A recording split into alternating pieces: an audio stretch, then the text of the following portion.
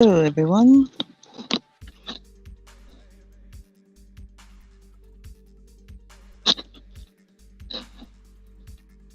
Hi, Kim. Hi, Linda.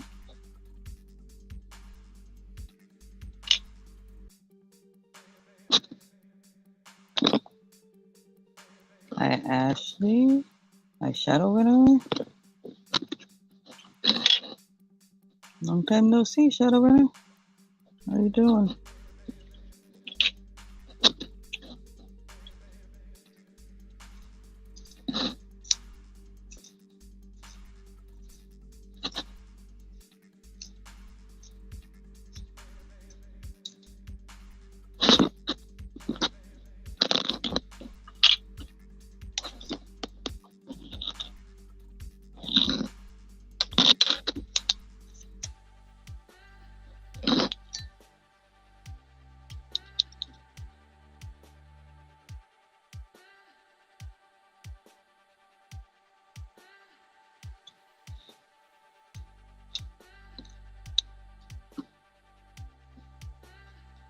Morning, Pam.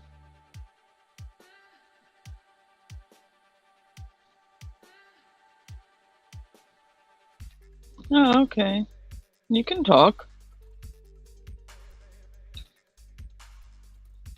Not about the drama, but you can talk in here. I try not to get involved in all that nonsense, so this is a drama-free zone.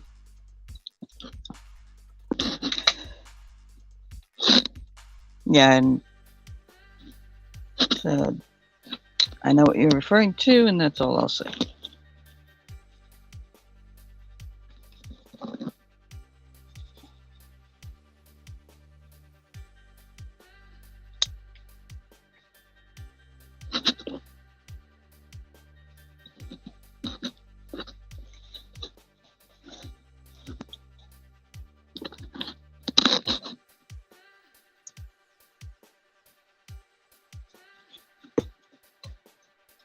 Hey, John. Up. Coming to get you, Pam.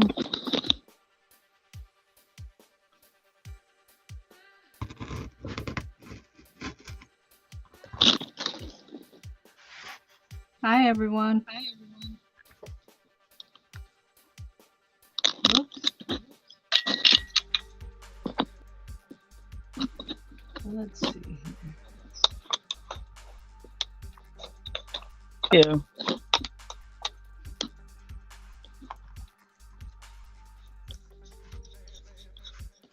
Hi, John. Hi, Linda. Shadowrunner, Ashley.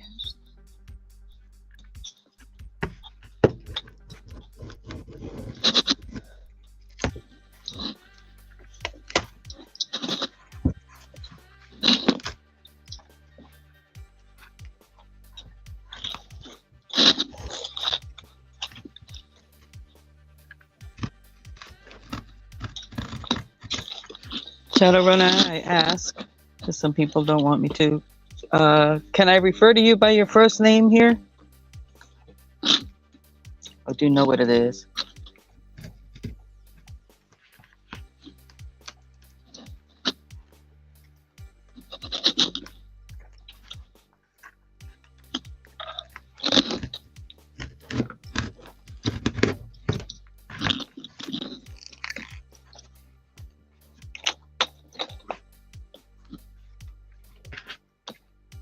Stephanie. Hi, Stephanie.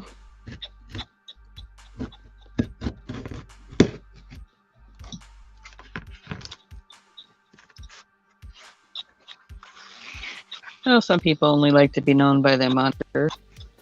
That's all right. But I always ask because I do like to call people by their names.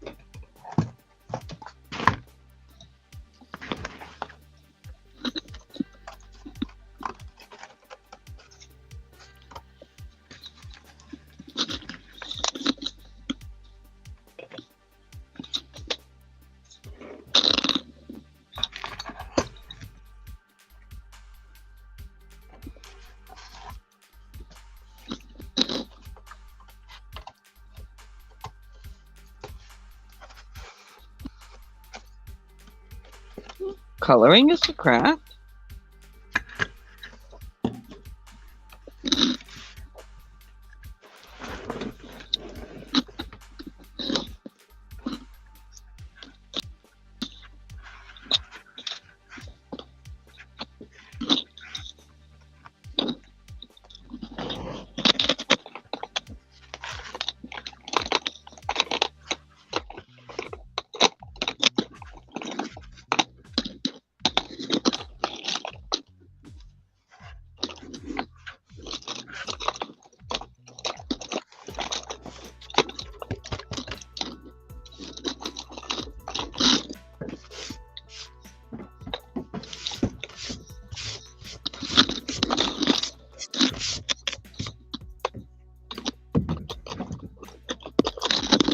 Ah, so you got a preference.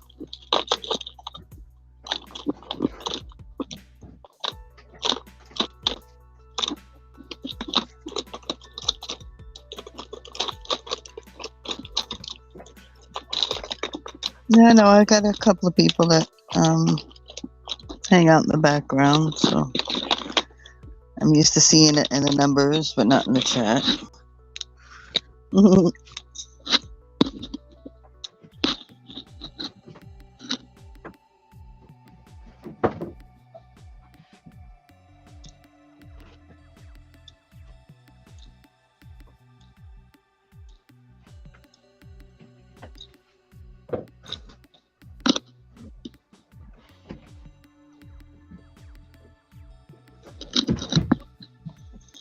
Anywho, so what are you up to, Pam?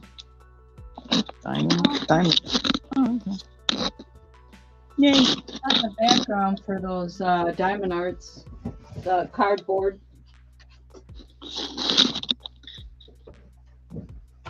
I got a big enough piece for that one, but I'm trying to find another piece that's big enough here.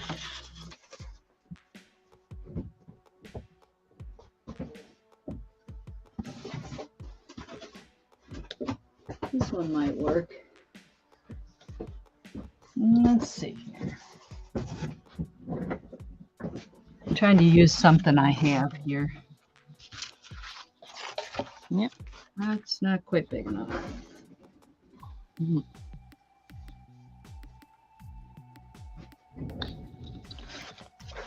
This one's big enough.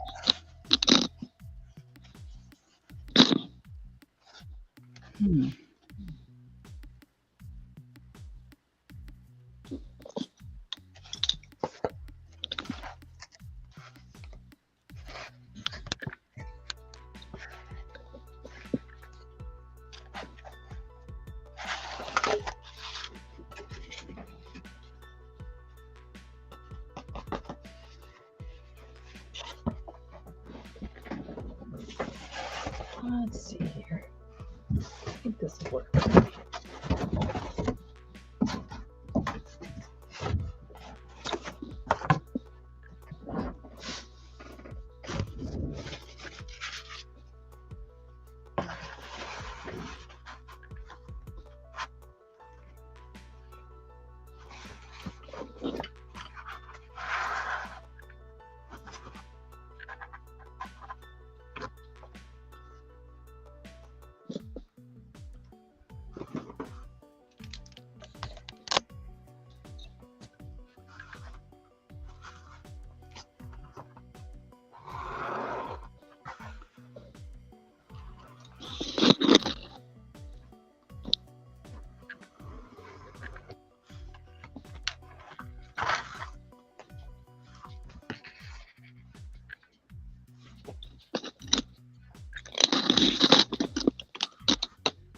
Cats and sugar skulls.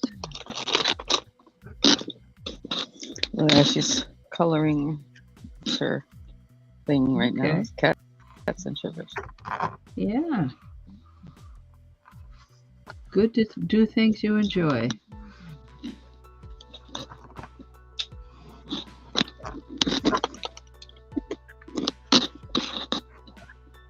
There's my Mindy Michelle. How are you this morning?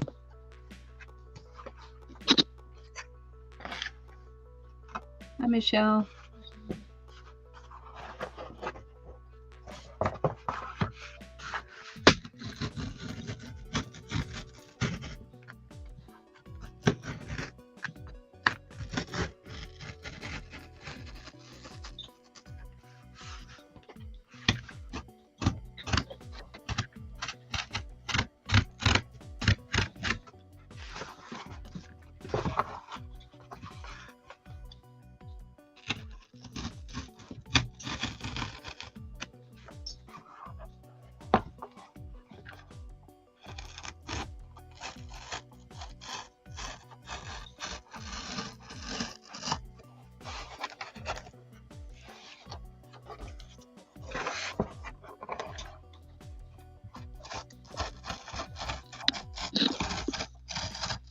I'm doing all right.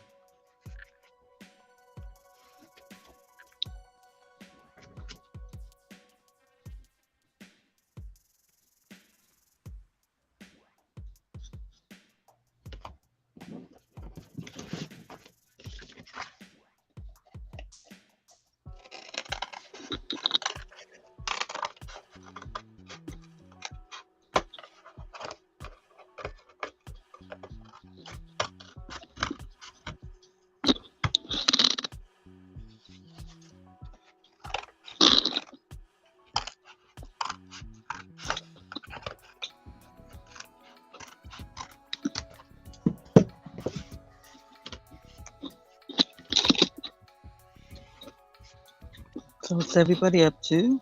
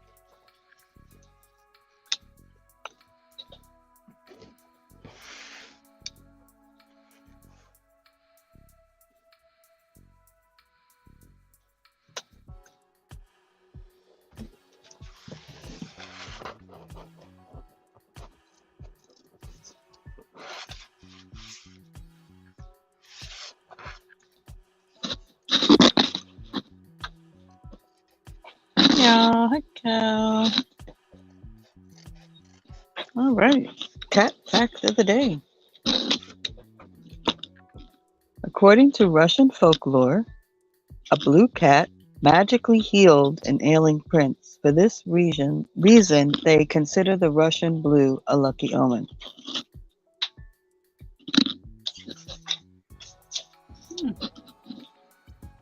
Interesting. I've learned quite a bit in this calendar. It's actually pretty interesting. Yeah.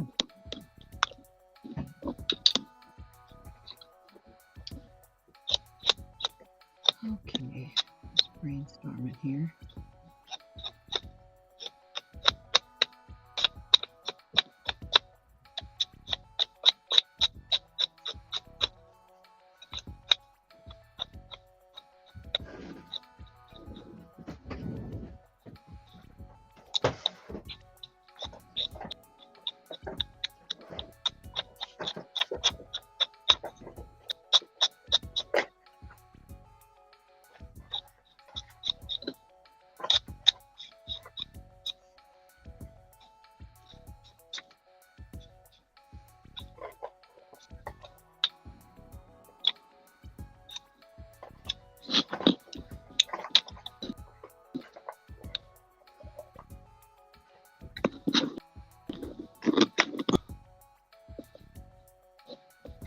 Uh,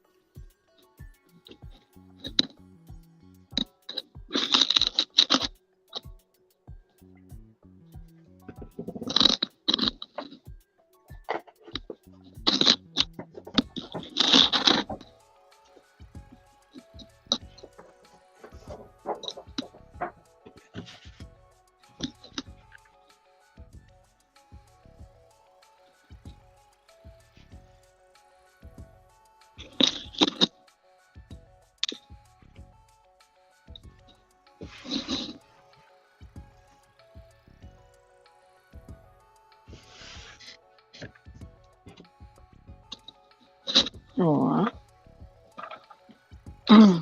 Treat time.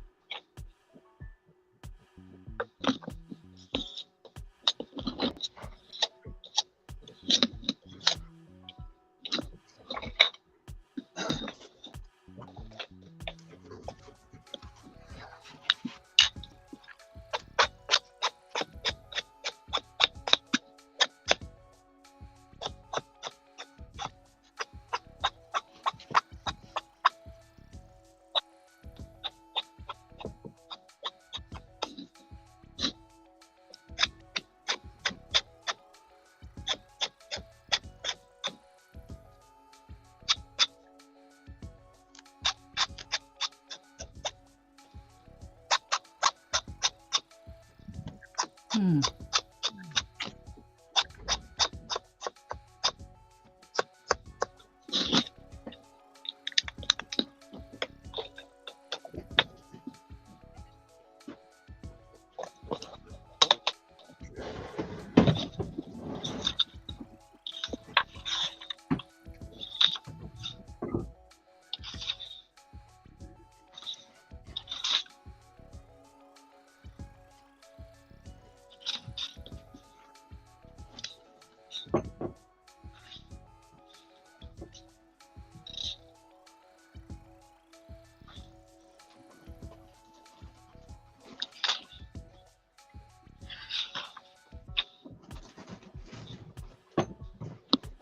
Hi, TNT.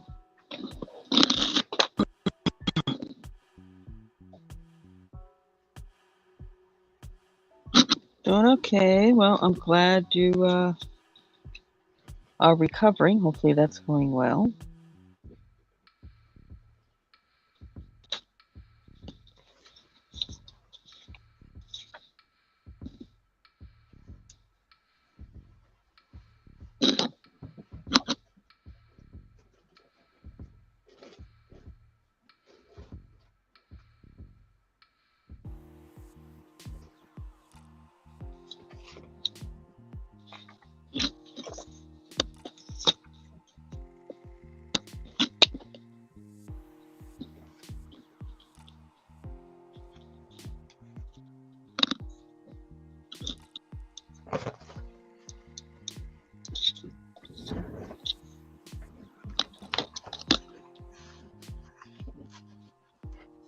I need some opinions here. Okay, let me make it big, make it easier to see. I've never prepared these for display or whatever. You know, I put the coating on them. These are for my granddaughters, 7 and 11, and I cut a cardboard back. Now, I'm trying to decide on the edging here. I could put this card paper on the back just to decorate it up a little bit, but I'm wondering if I should, how I should do the edge here. You know, I got this dark colored washi tape. I could, you know, cut it and Frame trim it. it with this. Yeah, frame it with this. That's an idea. Oh, that looks don't nice, know. actually. Looks like And then it looks nice with that. a pink. The pink back. Oh, it looks good with that too. No, looks good. Yeah. Just like, would you cut it to this so that this is just showing? Yeah. You know what I'm saying? Like this would be folded up. This wouldn't show. I would cut it to that and then put this washi tape on there, or all the way around the edge, and this pink could be on the back of this. And that would straighten up any if you don't get it absolutely perfectly across. Yeah. And then when you put the washi tape over it, it'll give you a clean edge. I could do a white on the back of this one. Because the pink, I don't think the pink would go good on the back of this one. The back of the cardboard, you know. Either white or... Well, the back of the cardboard is going on the wall, isn't it? Right, yeah. I'm just, you know, for aesthetics look. Nobody's seeing it. Use white. Right. Okay. All right. Well, we'll try that. I mean, they're 7 and 11. Use the colors for the front. Ooh, that's cute. Yeah. So use a pink frame on that one, and you can use the teal frame on the other one. Yeah. And it's just going to, the pink's just going to be on the on the washi back tape of the is also going to make them a set. Yeah. So if I'm thinking about this right, I should probably cut the cardboard down more so that the washi tape. No? I have the cardboard cut to the same size as this, all the way around the white, you know? Well, I was saying that you use the oak tag as a frame on the front to cover up all the... To use what now? Writing. What do you guys... The pink poster board like, right? Oh, okay, yes. So you're telling me that I should use this as like a matting frame on the front. Correct. Oh, that's correct. That's a good idea. And then use the washi right around the center, and even if you wanted to up around the edge of it. the outside edge, Okay. and that would coordinate the two frames, even if you did them in two different colors, like one in teal and one in White. Okay. pink, All whatever. right. So you don't have to worry about getting that line absolutely perfect. The washi tape's gonna forgive on that cut. Yeah, Side because it'll especially. run along. It'll run along this edge here. The Right? edge of the photo, right? Right, the edge of the picture. Yeah. Okay.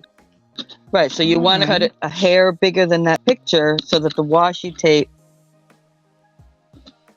not only goes on the paper, Not only half the goes washi here, tape not on the paper, but over here. but onto the pink. Let me use the pink because that's in front of you. On the pink and onto the actual photo right up next to the beading. Okay. The little dots. Okay. I'm following you. Just a little. All right. Just a little, yeah. And Just a little. then, because it's washi tape, it's not going to. When you go to put it on, in the space between the pink that you leave and the picture, you just run a little bead of glue. Uh-huh. To glue the washi tape to that edge and then put it onto the paper.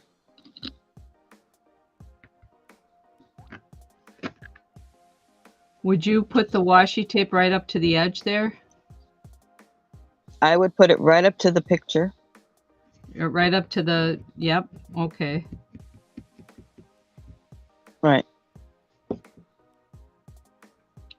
Yep, because but you need it to overlap on the paper. Or if you're going to be really good about the cut on the inside straight, you can just lay the mat on top. Just run the washi tape and lay the mat on top.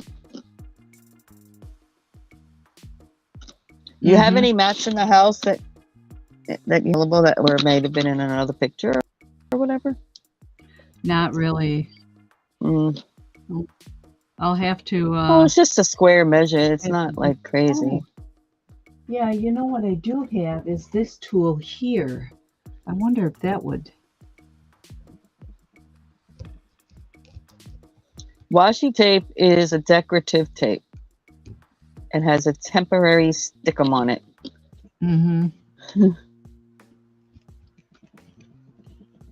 This stuff is pretty good, though, I think, here. Let's see. Well, you're also sticking to something that has a plastic coating on it.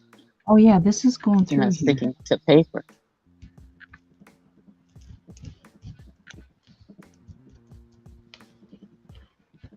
Oh, cool. That worked. Yeah. It's making Didn't even mark think about on that. That's a good idea.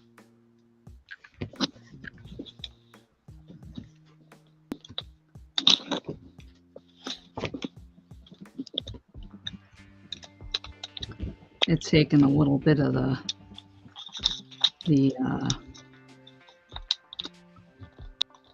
whatever that stuff is called that I coated it with. Well, because you're pressing. Yeah, that's fine. Yeah, yeah. It's not going to hurt it any. It's got enough underneath it that it's. Right, as long as the beads have the stuff underneath, the dots have the stuff underneath it, you don't need to worry about it. Yeah. This is just the whatever that stuff's called, Mod Podge on the edge.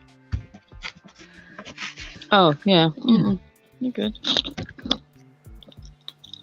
Okay.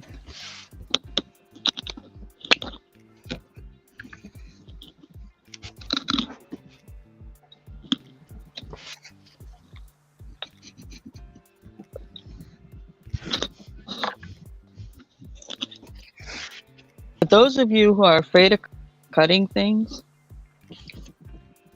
they're called mats. And they're already pre-cut. So you'd measure your photo and you get the size already pre-cut mat. Oops. Now, It may or may not be perfect because depending on the shape, the dimensions of the photo, the picture that's in there, you may have a little more edge on one side than, top and bottom than to the sides, or vice versa, or whatever it is. But that's okay. It doesn't have to be perfect to look pretty. If you do a thing like this, with either washi tape, or even if you used, they have all those different color and pattern duct tapes now too. Yep. You can use that too. And actually, the duct tape you could probably just wrap over the edge. Yep. Make I that the didn't full have frame. any. I do have double-sided tape, but I would have to stick something on either side. I mean, there's all sorts of...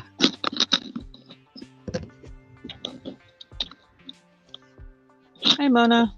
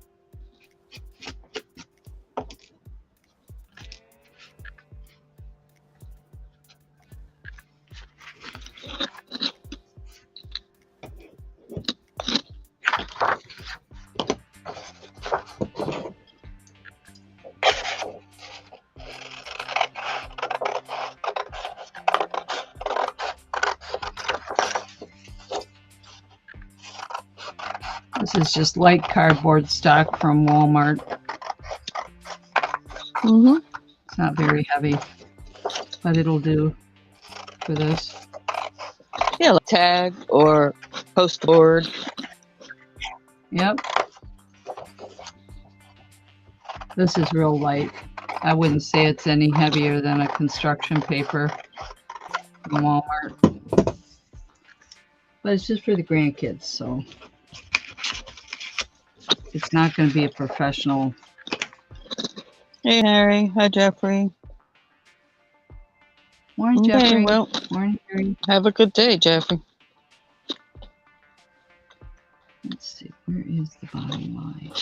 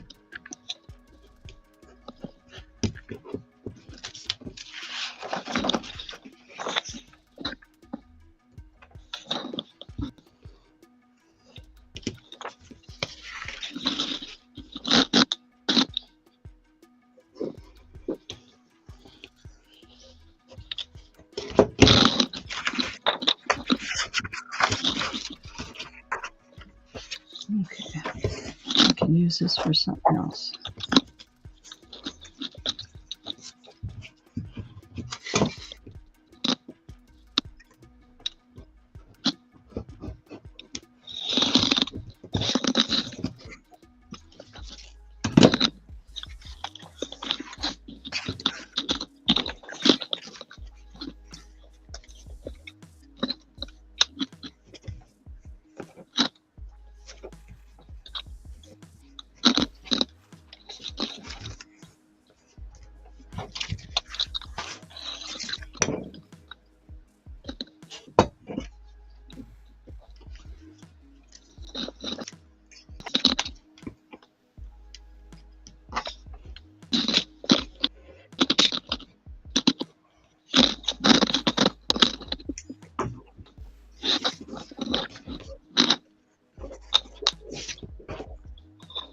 Hi, Pearl.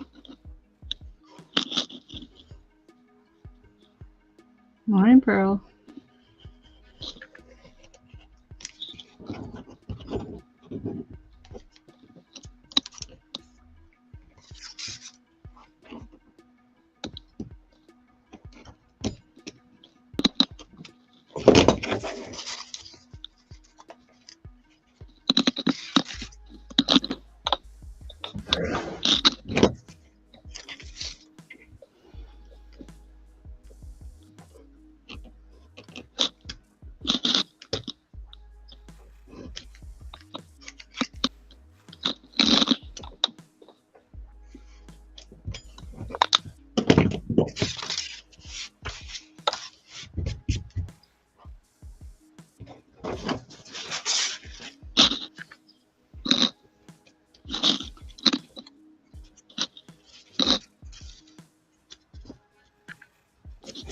You've never ate a hot dog before, Harry? You'll like them. Most people do.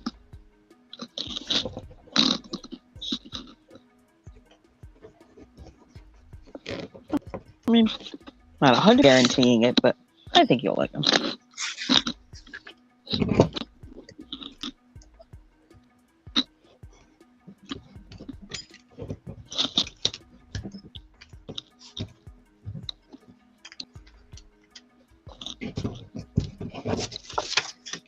I haven't used a rotary cutter blade very much, so you guys can laugh at me if you want. Ha ha. Whatever.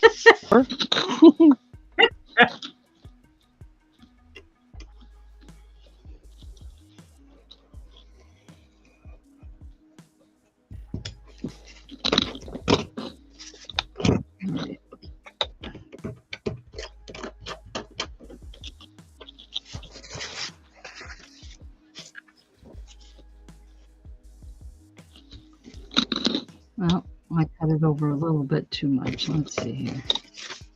Pop it upside down here.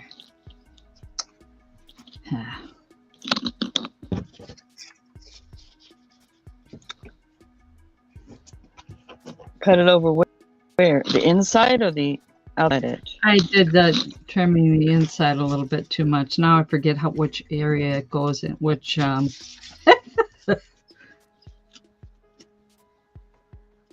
let's see here. I mean, the tape's going to cover it up, but right? Because Yeah, I'm going so to I'm run saying the the tape tape on. is going to be your. Yeah. Oh, no, Yeah, it's too your savior. that. You just the thing is that you got to make sure.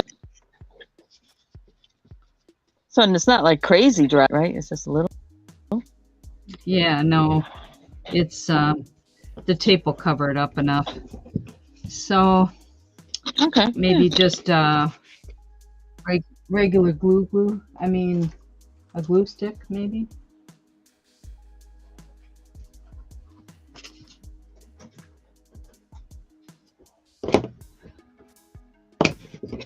This is extra strength. Yeah, because I'm going to put tape around the edge.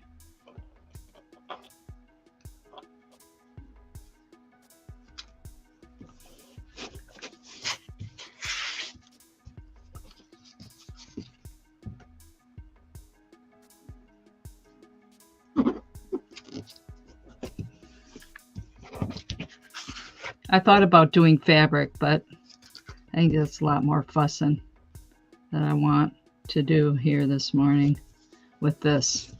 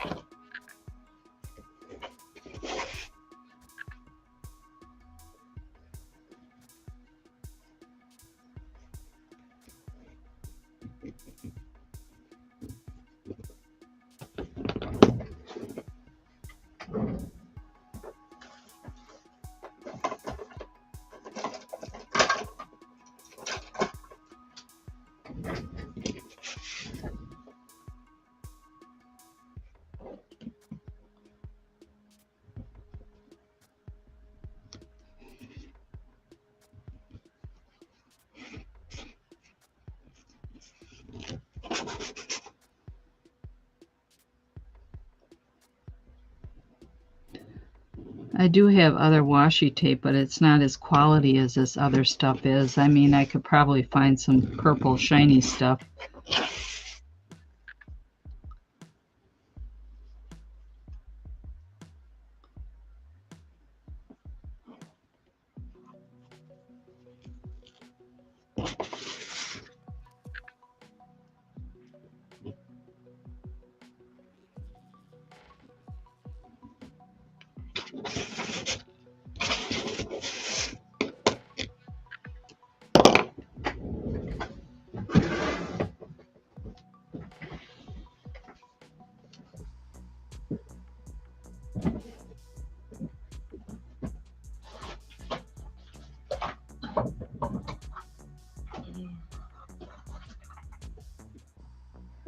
Worried about this sticking though.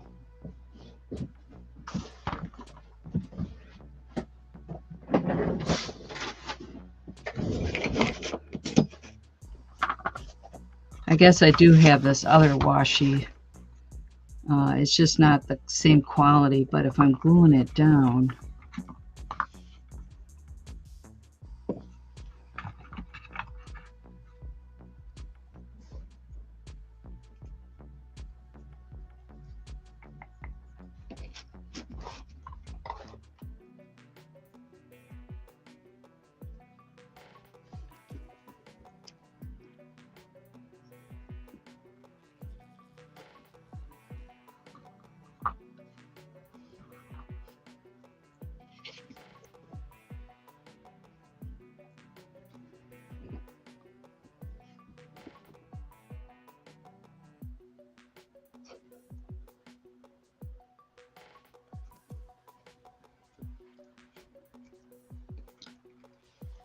Okay.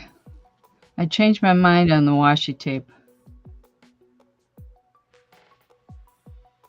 for this one.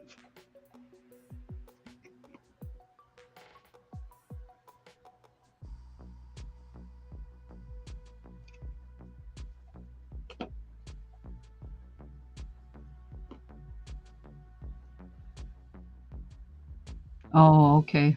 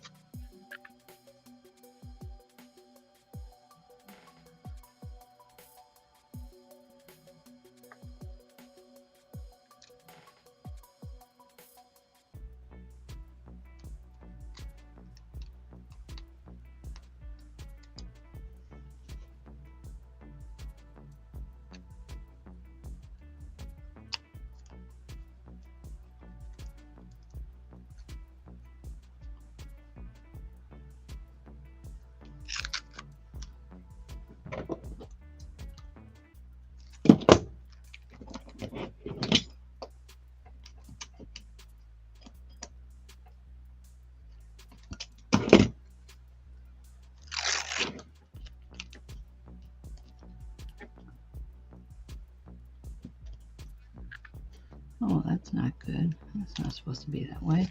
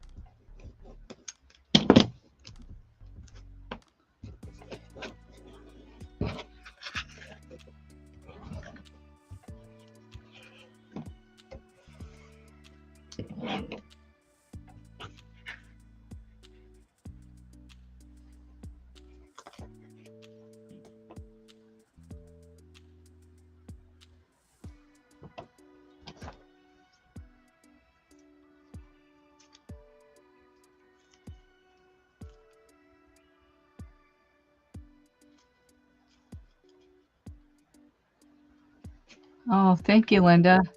I know the volume's not working. Hmm.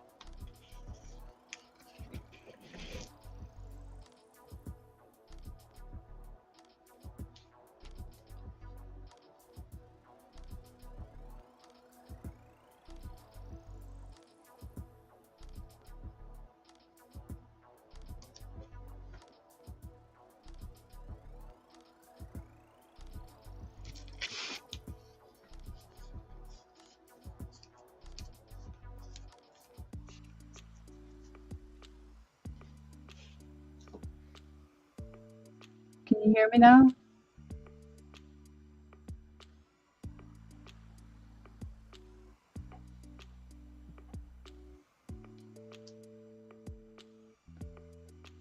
You hear everything. Are you there, Stacey? There we go. Well, I'm kind of in the background here as an echo. Let's see here.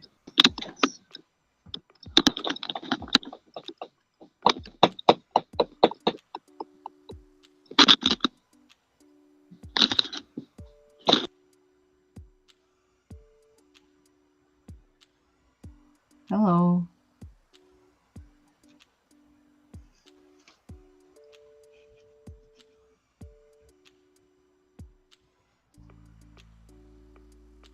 Okay.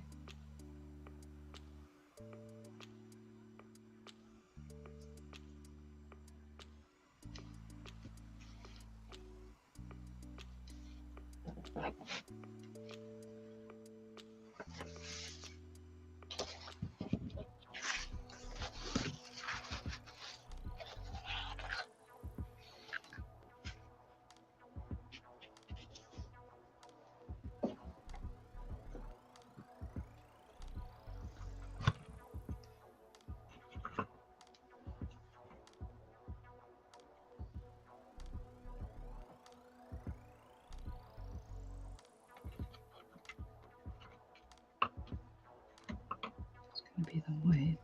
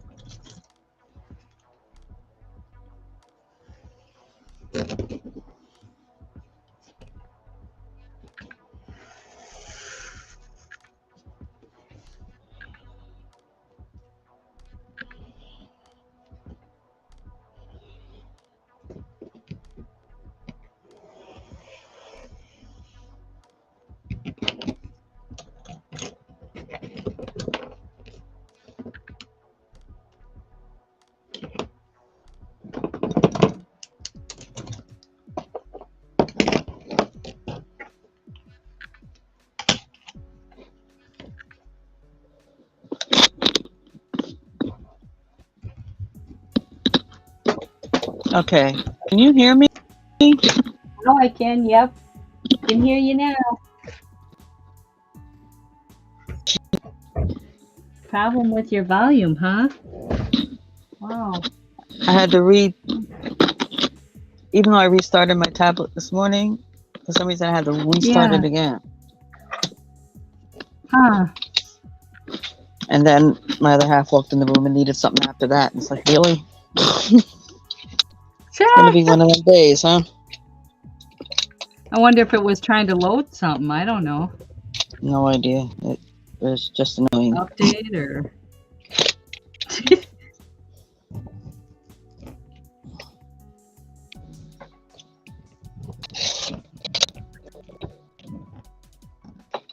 So I decided on a different washi tape. You know, I have that cheaper washi tape Mm-hmm. because it's for a little girl's room. I have this other stuff that's cheaper, but I'm gonna have to, you know, like I think maybe I'm worried. I glued under it all the way around it, but Mm-hmm. I'm just wondering if I should decoupage on this afterwards. I'm worried about it peeling off. You can. Won't hurt it. And I guess, would you leave it the way it is? Or would you use another layer over the edge and turn it under?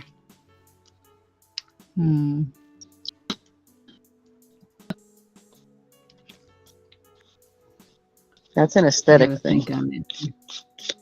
Yeah. I mean, if I laminate it, it's gonna be, it's got the fabric on the back, you know?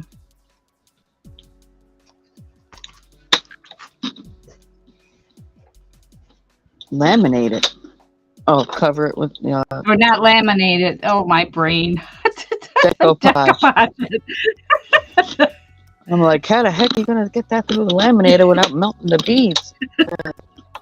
Oh man, this brain! I Pulling tell the you, you beads think today one for some thing and reason. you say another one. Mm-hmm. Oh boy, it is what it is.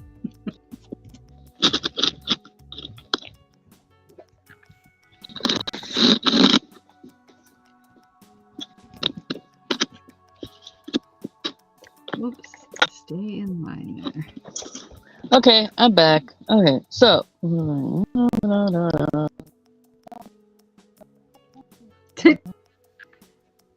It kind of faded out. hi Scott. Hi Charlie boy.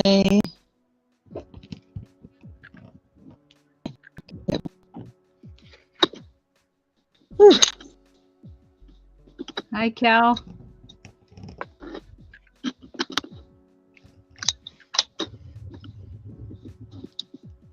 Thank you, everyone, for hanging in there. A little bit of technical difficulties.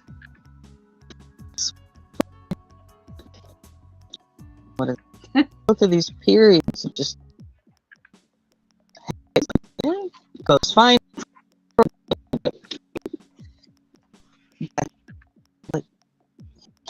I don't get it.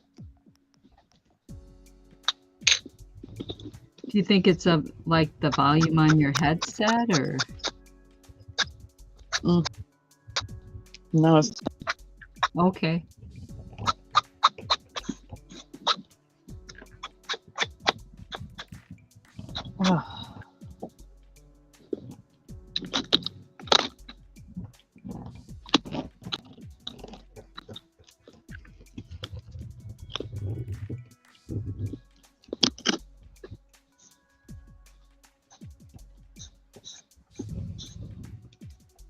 Yeah, I don't know what the problem is. Whatever it is, it's aggravating. I hear you. It's like, all I want to do is scream.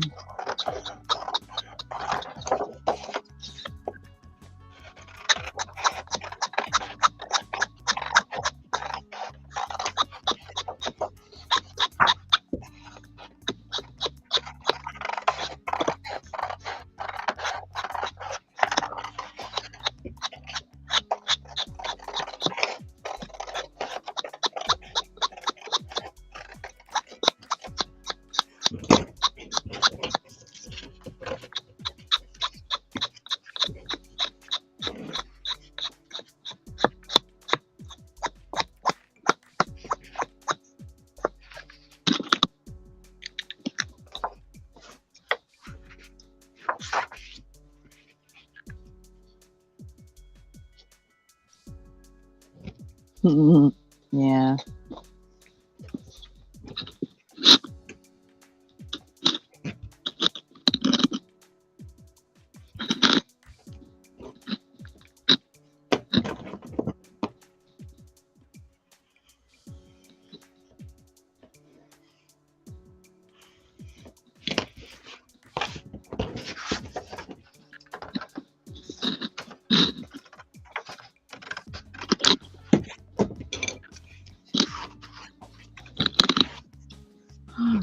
Let's see if we can cut the inside here.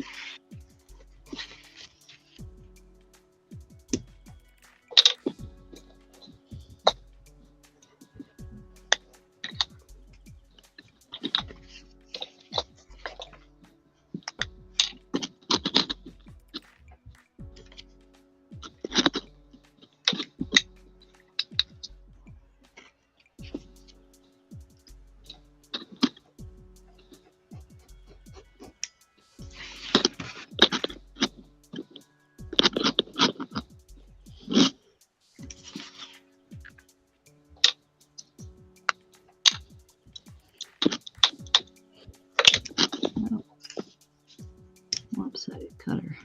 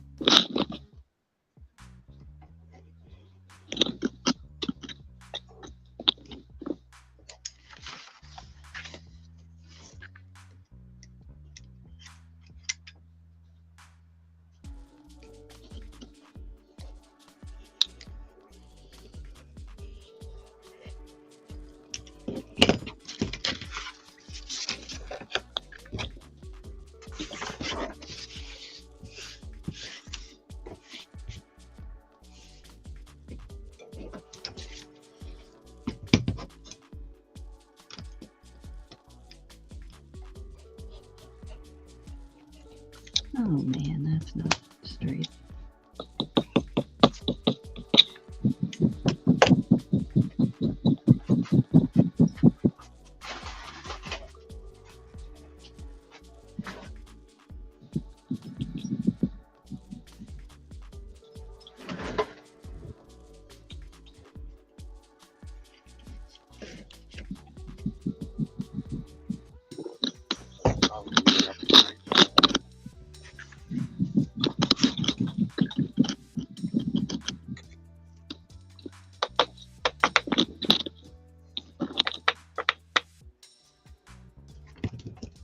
Around the edge out there.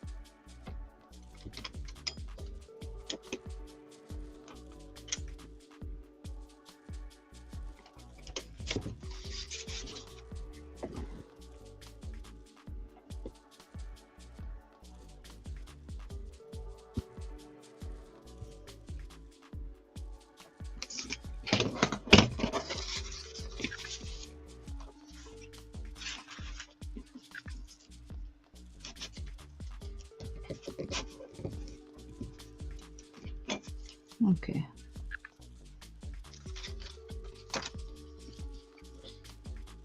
I should maybe mark the sides, then I wouldn't be questioning it. A little bit more there.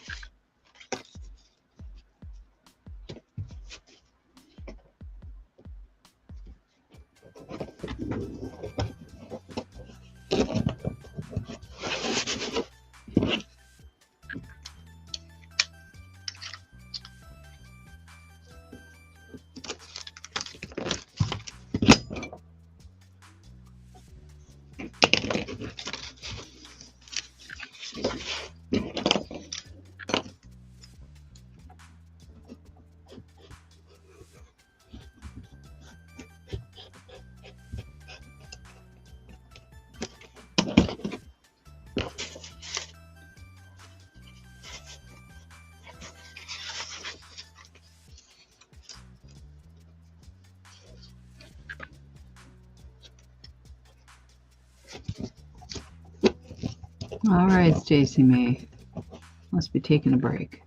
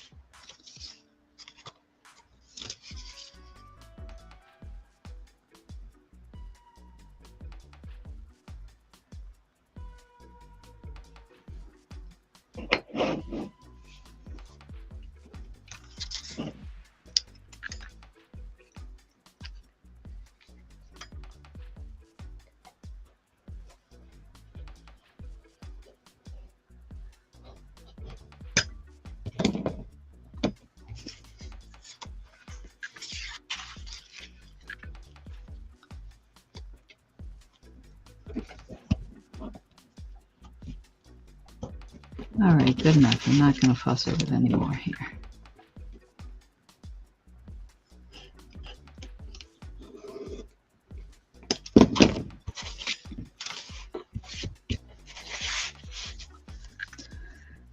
Okay.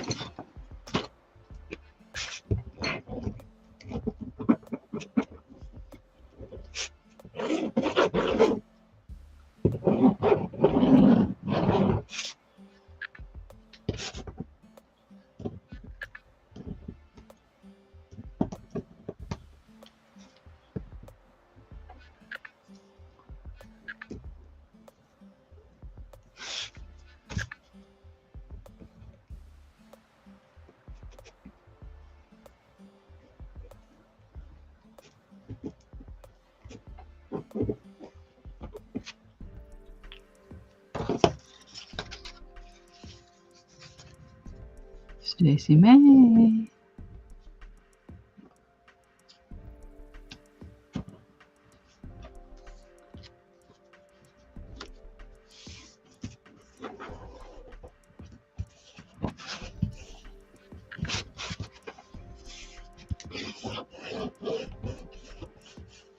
Oh, okay. Refresh.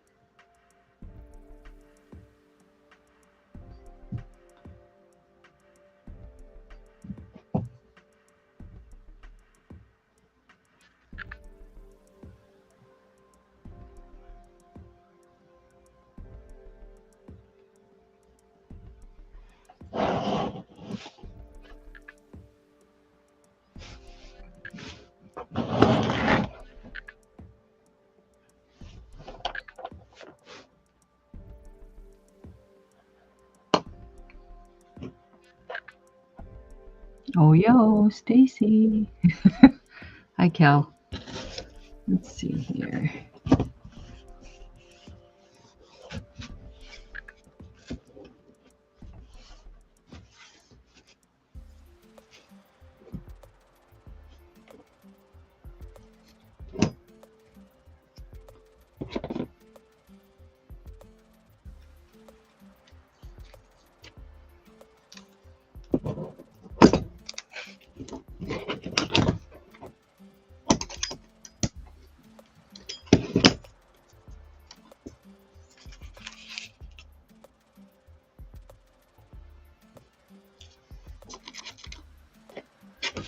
All right.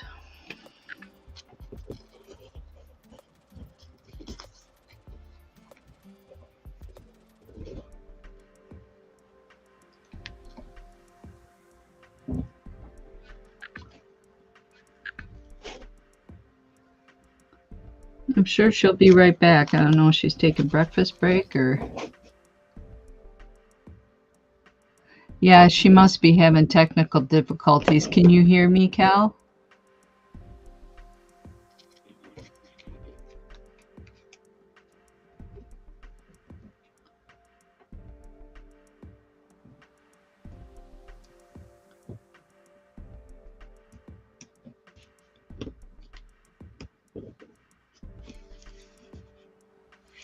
You can hear me. Okay.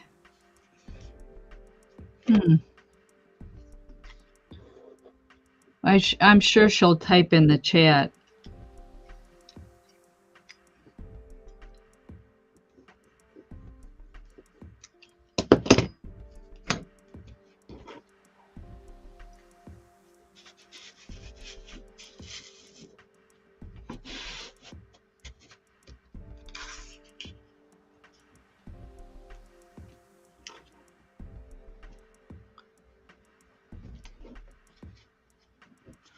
Oh, quite up to the edge.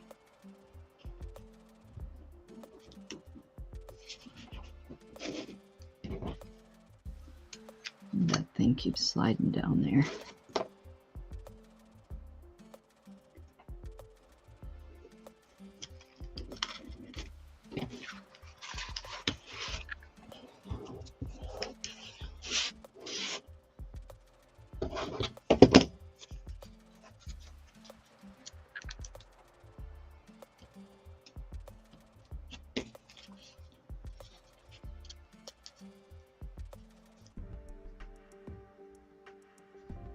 Yeah. I guess we just got to hang with it. She'll be back.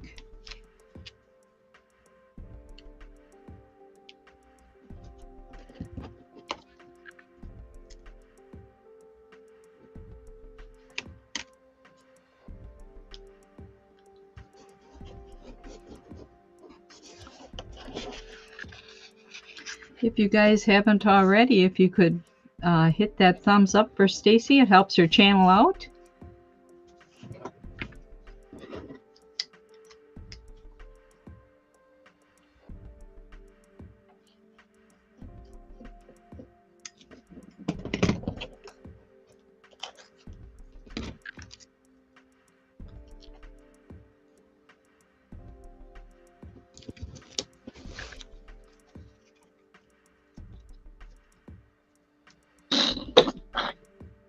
Oh, I can hear her. Yeah, I'm here. Sorry, guys. My situation. You know, sorry, guys that are in the group. But, you know, men.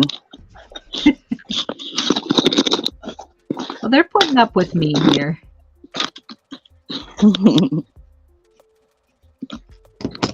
I'm surprised there's still this many people in here. No offense. Yeah. They're hanging out for you. Well, yeah. At least they had you up here. Imagine if I was up here by myself.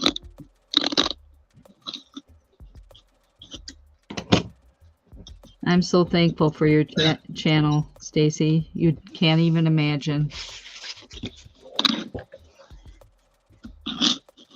Well, it's kind of what I wanted, is just a haven.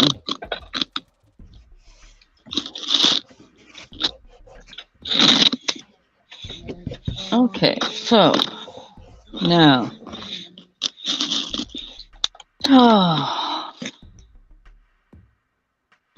get my brain on back on this instead of on that.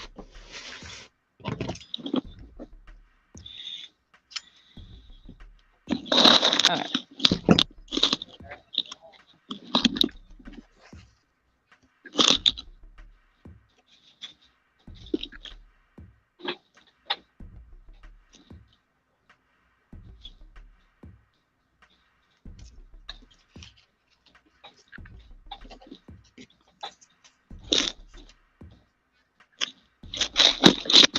Wow, I like that, Stacey.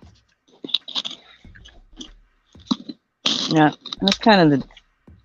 On this one, it was just a little detail I caught. Like this is Moroccan style paper in the back, Okay. and I happen to have this little tag that said Morocco. Yeah. Put your back on big so I can see you better. Okay. Oh. There you go. All right, so see the tag says Morocco, Mm-hmm.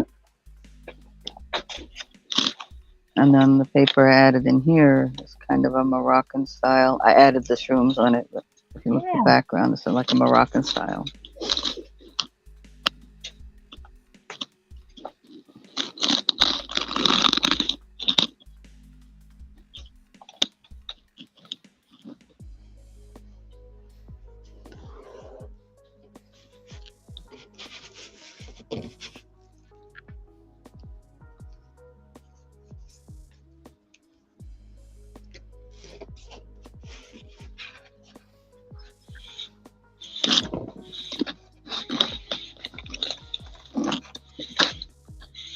All right, what's next?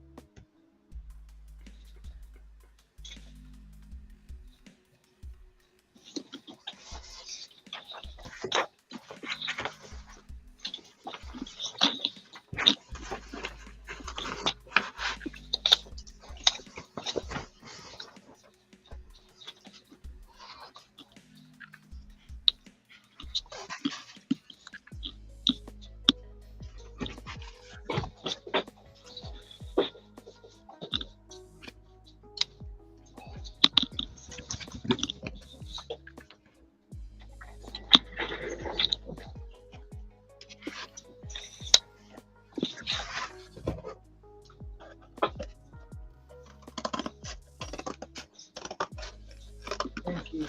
Stacey, thank you. Welcome.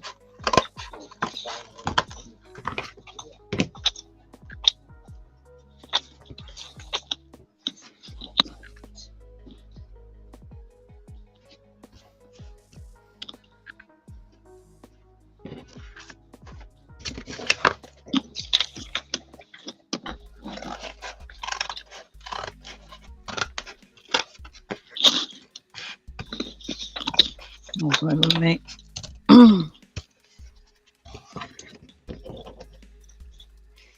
Had a hard time finding something, so I had to go searching for it, and I found it. What were you searching? What were you searching for, Stacey? A document that he needed. Oh, okay.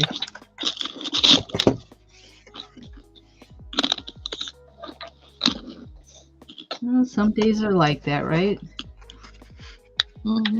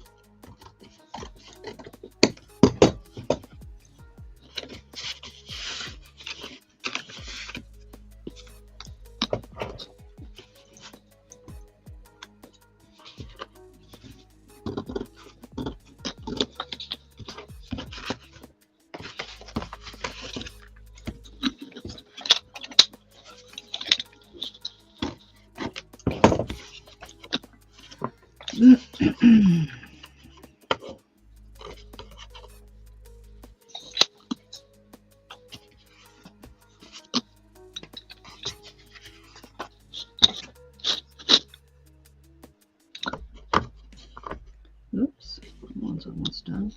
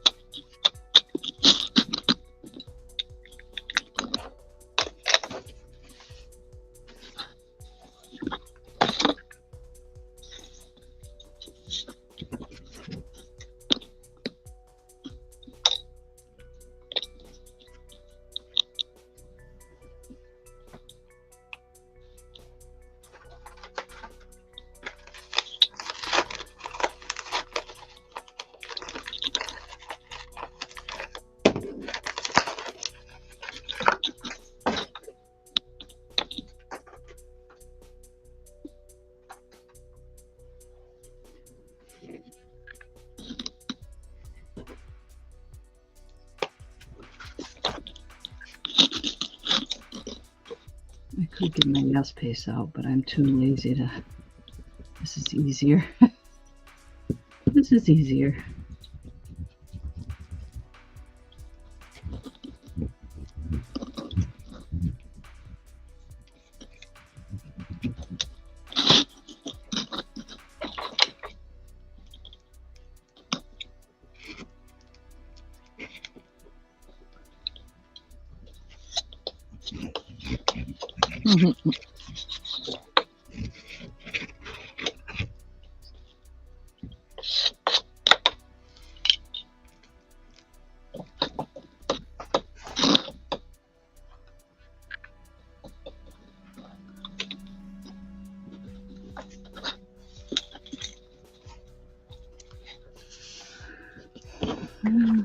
Doesn't line up there perfectly, but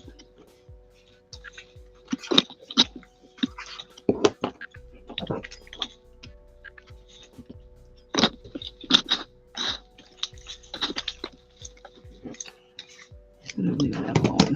Better leave it alone. Leave it alone.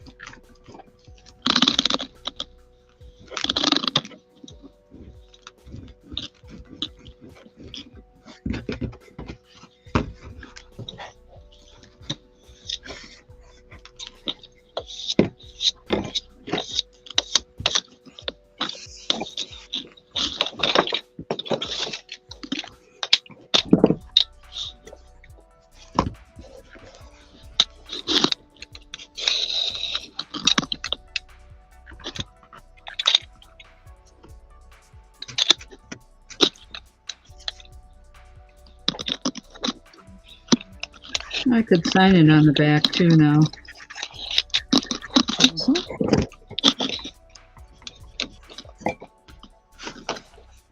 I'll have to check at the Dollar Tree for those hangers. Maybe they still make those cloth ones with the little ring.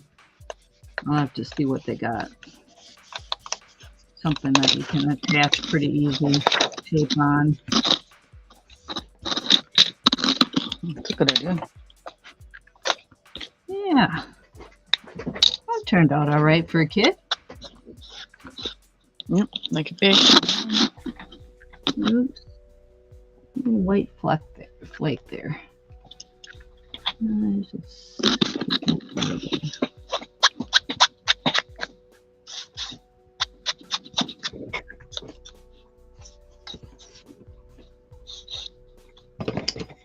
we go. This is just construction paper or card paper on the outside and the back over cardboard. Second level pan. Oh, it came out great. Yeah, thanks for your input and ideas. I appreciate it.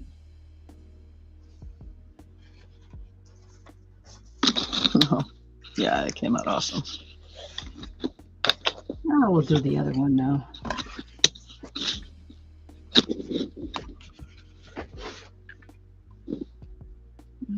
Paper on there.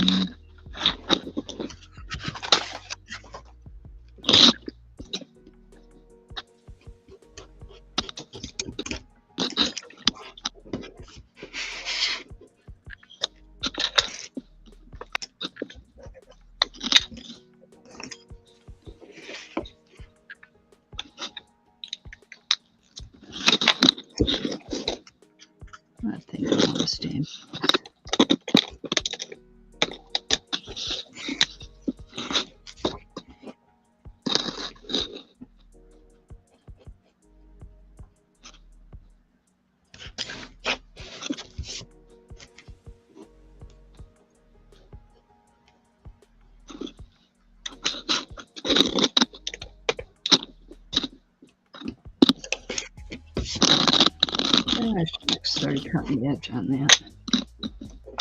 No, it doesn't look even.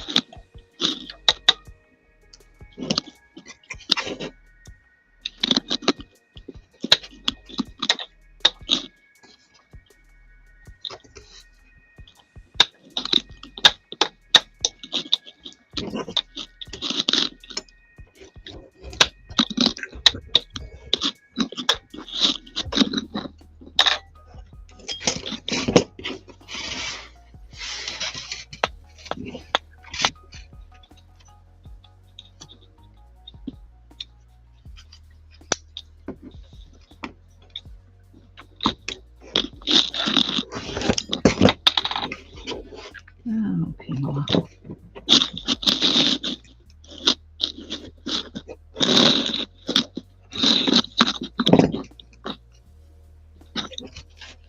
Hey, Cheryl. How you doing? Hi, Cheryl.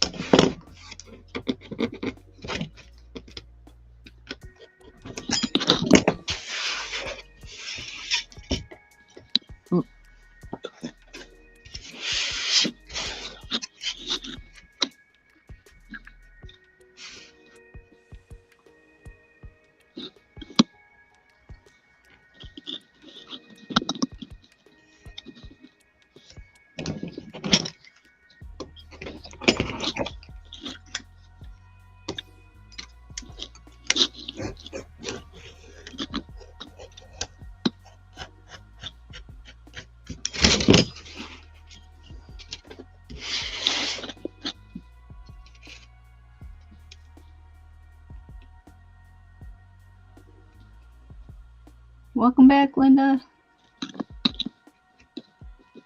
Our guest Hi, Angie. hanging out all along here. Who, Linda? Yeah, probably. Yeah, she was hanging out, I guess.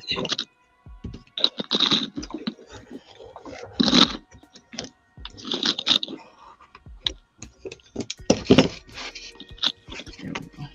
Toss it in there.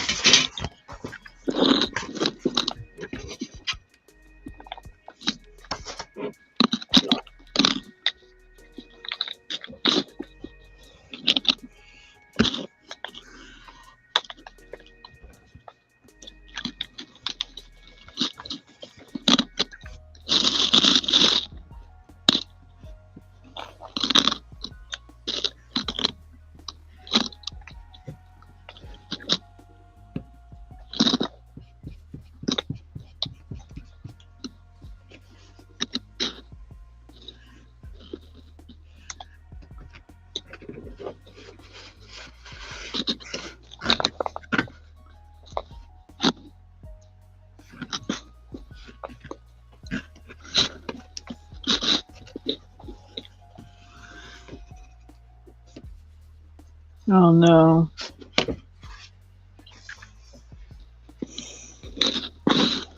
Oh, Well, at least it's not that crazy far off.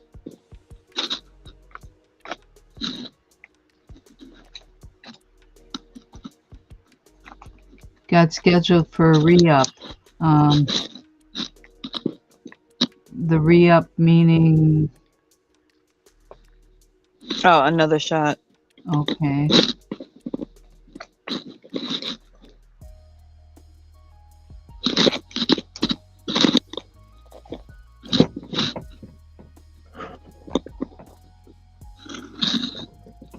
I know those ablations. I've had them done before, and you're real good for the first day or two until that numbing wears off, and yeah, I really hope it works for her.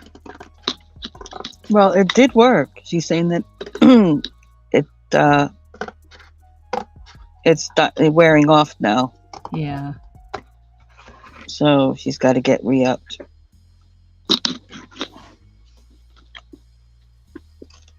And they probably have improved since it's been, maybe 10 years since I had mine done.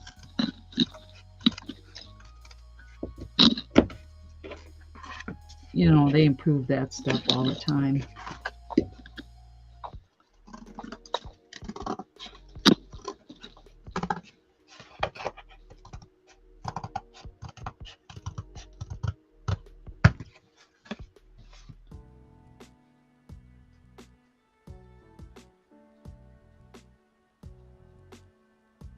Well, don't they do that with a needle? Or is it electrical, or what is it? I'm confused. My brain just went on blah. Ablation is where they burn the nerve. Is that correct, Willow? Yeah. Isn't it done with like a needle, a probe or whatever? Yeah, shots don't work for me either. Been there, done that. Me too. Painful. Cortisone shot. Very temporary. Nonsense.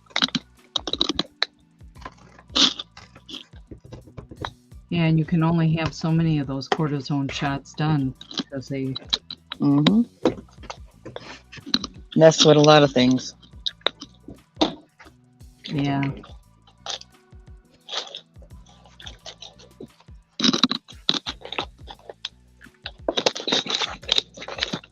With the ablation, Willow, are they actually burning the nerve for you?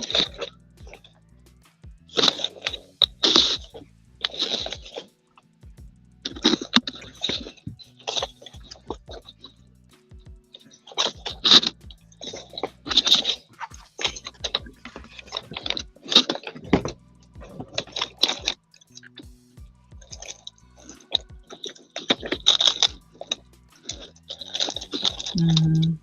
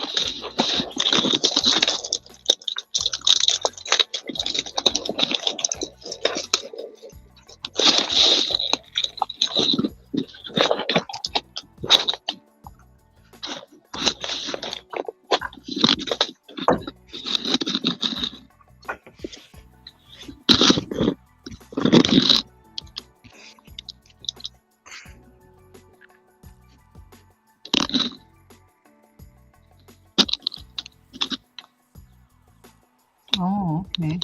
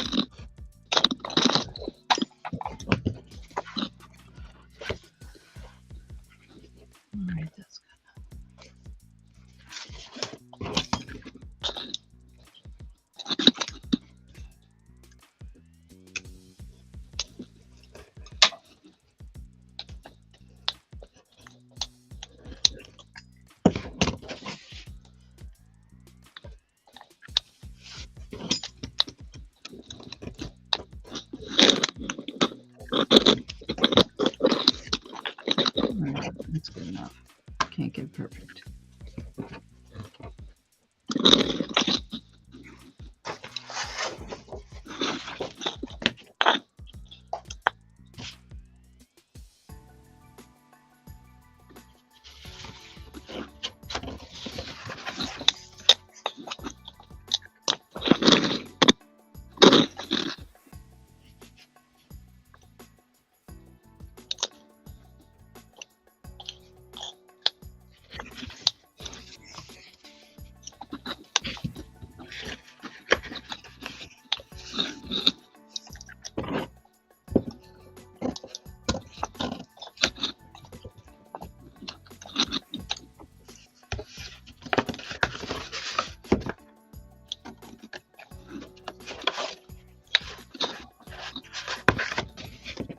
Hi, Holly.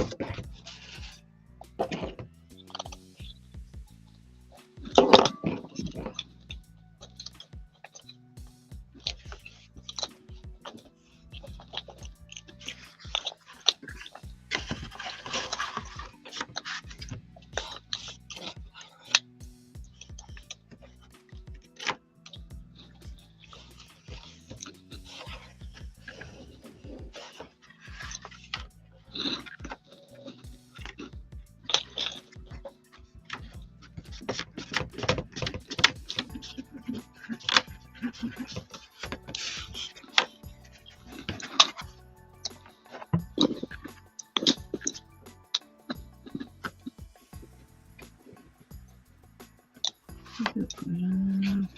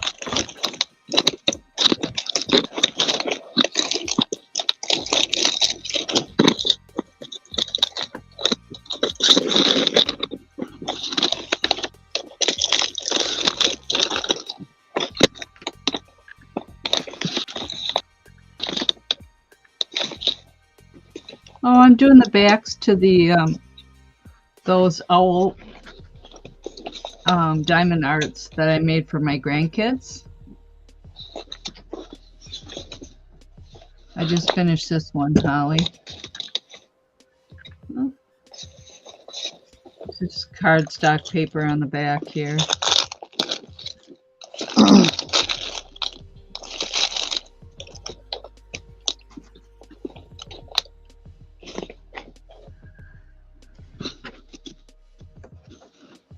Thank you.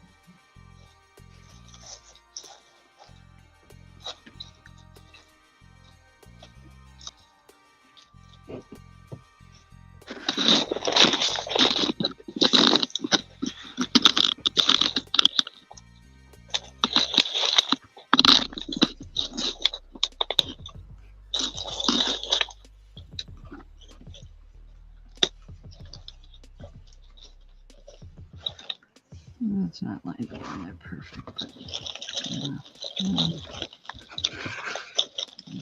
This way.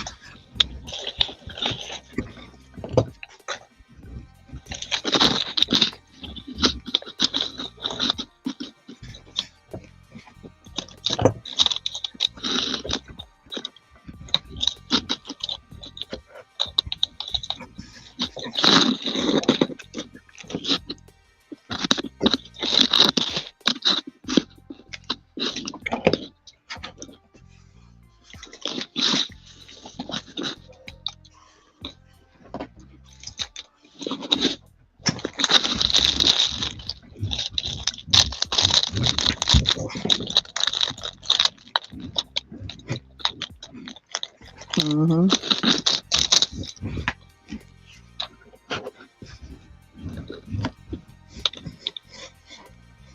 Yeah, this is a, I don't know, I have that other Yes glue. This is the Craft Bond Extra Strong. I also have the purple sticks too, but yeah, glue stick's a lot easier and less mess than using the Yes paste unless you're gluing a lot of stuff.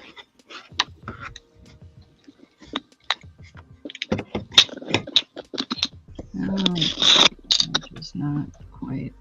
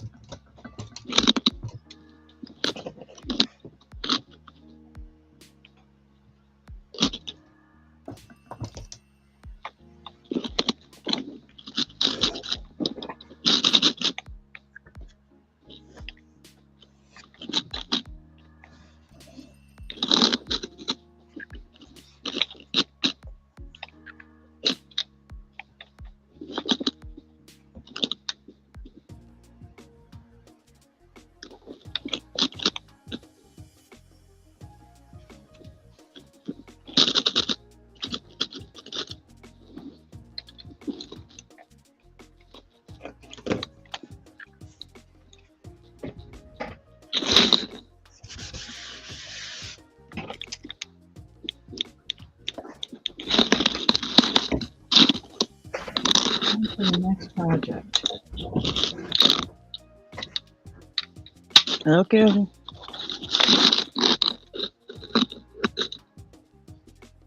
So what's your next project? There yet. I think I'll let this dry and then decide whether I put any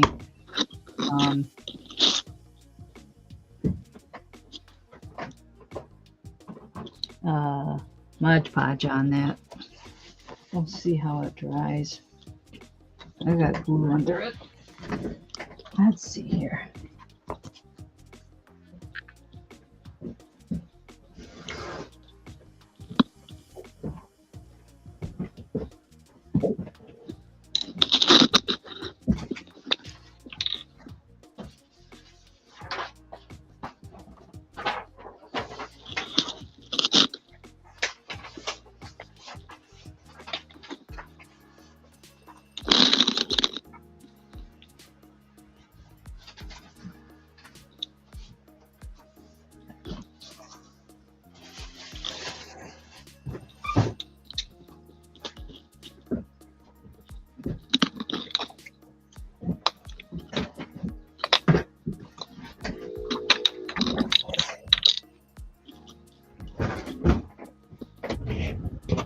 Putting this desk up.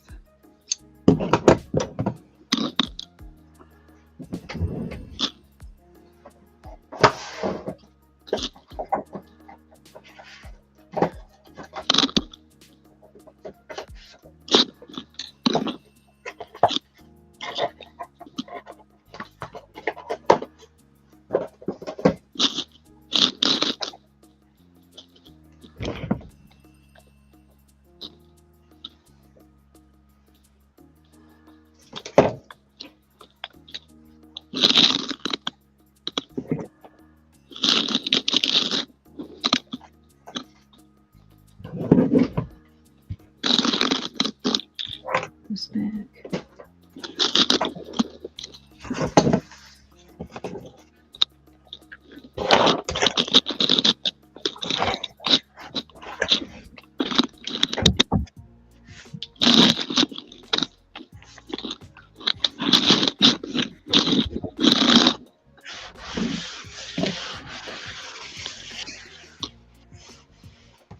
Really? Yeah, you gotta love that nonsense. Everybody's got to get a piece of the pie.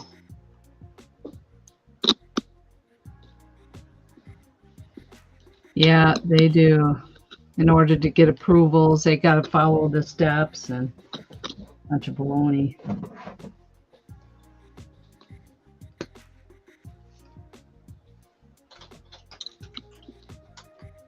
Yeah, especially if they belong to a group. Let's say, for instance, Bean Care or the UW. Those doctors have to follow the rules.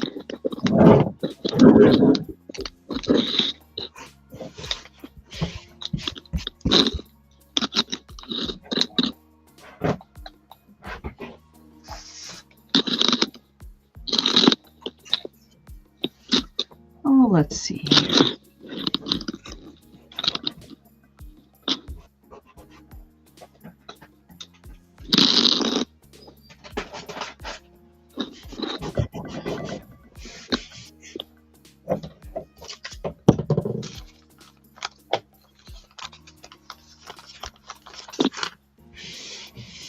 Like I said, they want every single penny they can get.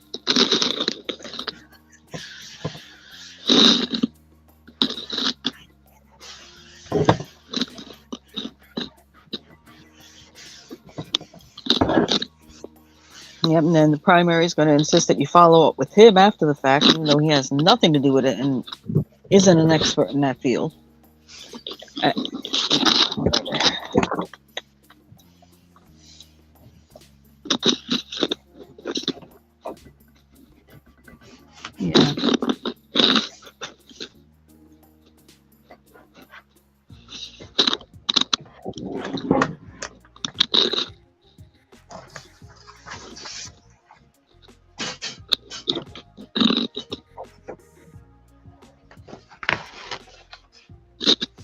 What are you working on today, Iris?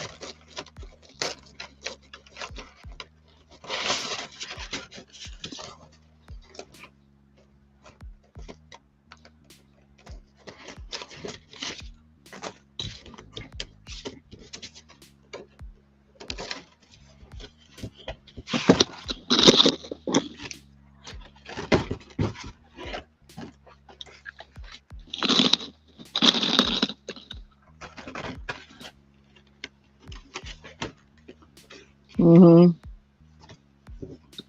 Mhm.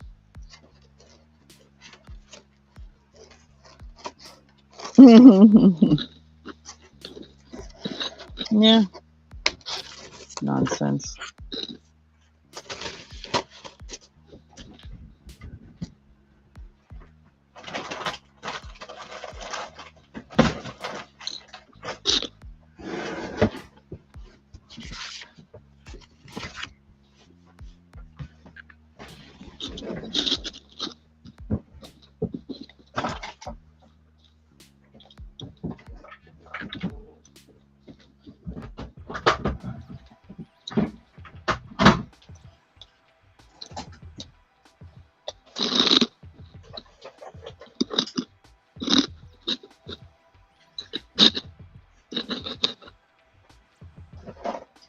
Yeah, but the 6 months fell out of the calendar year and all that nonsense.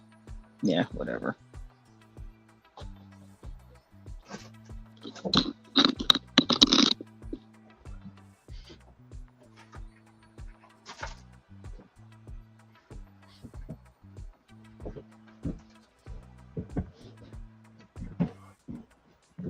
Mhm.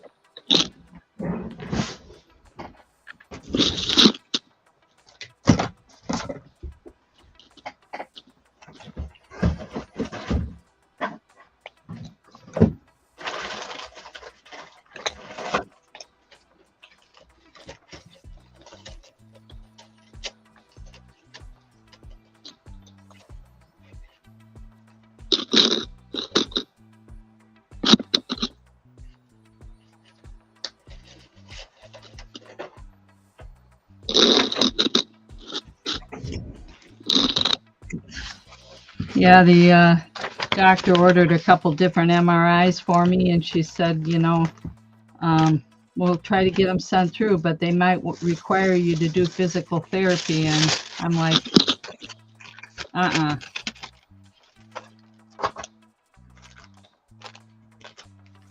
been there, done that. But you hadn't been there and done that under his supervision or her supervision, and they're the Well, more expert on the whole thing. Yeah. well, if they wouldn't have, when they put their new computer system in, they didn't pull the old files. So Mhm. everything that I've done through them the previous few years, they can't see that information anymore. What a joke. Mhm. And I told her, Well. I said, if you guys need to, you can pull the medical records from my other two facilities. I'm not, yeah, it's frustrating to even talk about it.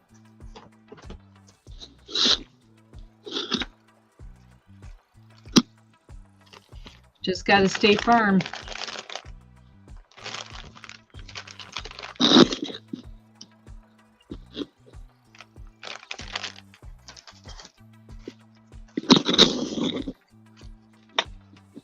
One thing about this doctor, though, that I have now, she takes good documentation versus the other one that's in the office that I was seeing.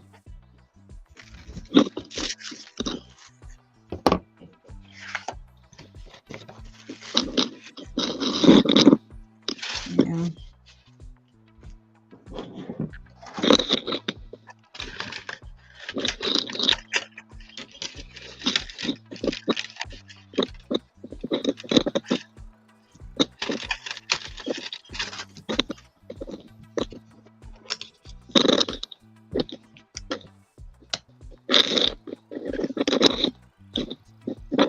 Let's see.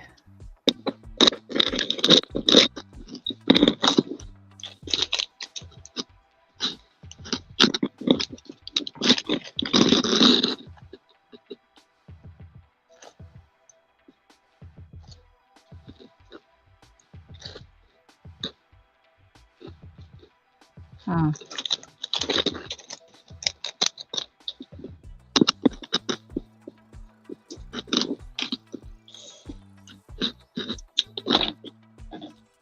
Yes, I know. The problem is with me, I get frustrated because my memory I get stressed out and then I can't remember things. They're just all jumbled up in my head. And that fibromyalgia and depression has done that to me. So to try to remember everything when you're in there is just ridiculous. Like they'll ask you, what was your side effect for that medication? Well, I don't remember 5-10 years ago what the side effect was. It's a bunch of baloney. Mm-hmm.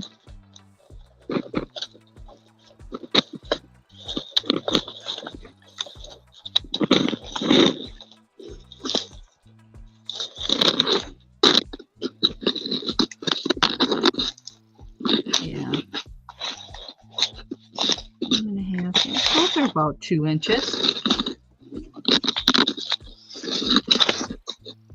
Stacey, do you think I could use these for winchies? How long? How wide are they? They're 2 inches. Yeah, that's a round twinchy. Yeah. And then just put other pieces on top, right? Yeah. They don't all have to be paper. They can mix with fabric and buttons and whatnot. Everything. I'm sure. Yep.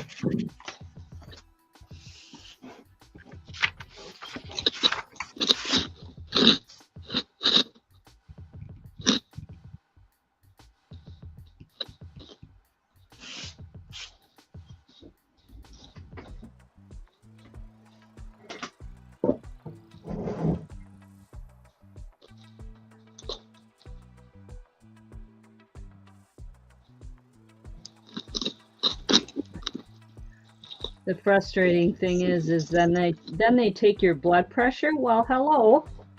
You just asked me a bunch of questions that I can't remember. Of course my blood pressure is going to be high. Yeah. Yep.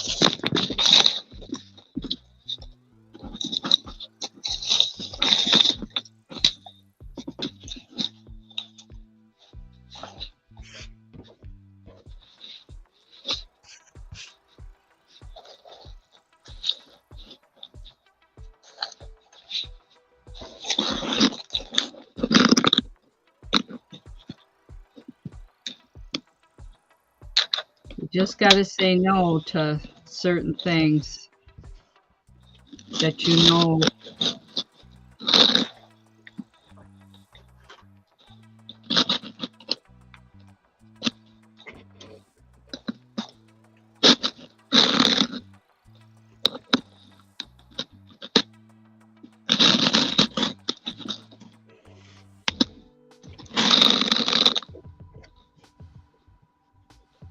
Oh, that's not working very good. I'll open it up first. It works better.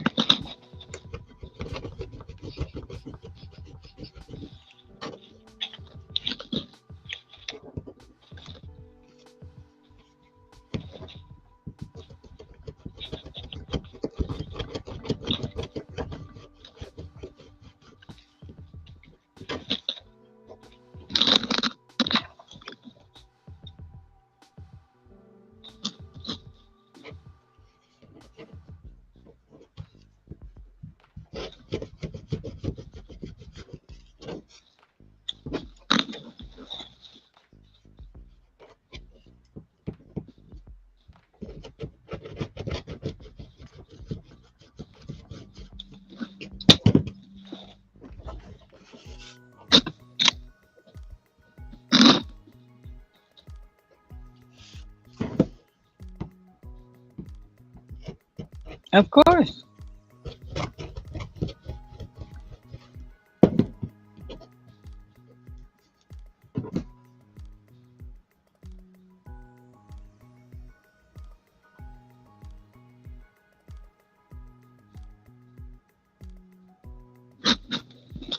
Yeah. Uh-oh.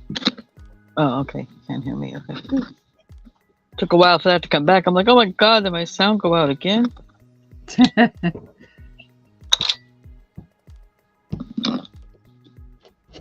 Yeah.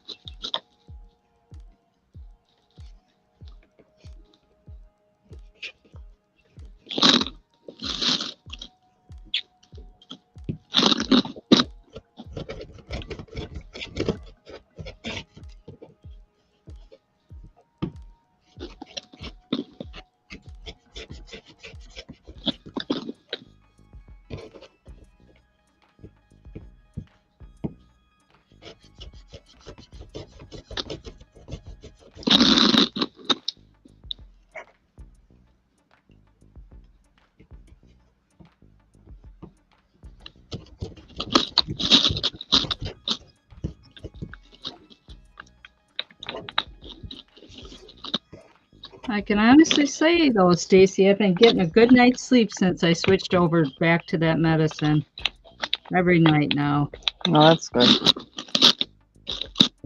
besides the normal getting up, to use the Mm-hmm. restroom. But none of this getting up at 2 and 3 in the morning and Can't get back to sleep and have Yeah. to occupy yourself and then get up for a few hours, and it just wears on you, besides what you already feel like, So, it's a vicious cycle.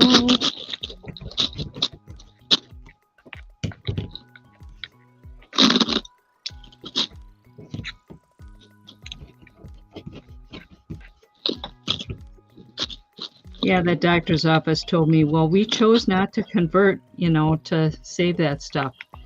Because I got in a disagreement with the doctor, she accused me of yelling at her nurse. And I said, I wasn't yelling at her. I was just saying I was frustrated because she was asking me questions that you guys should have in your system already. Ridiculous.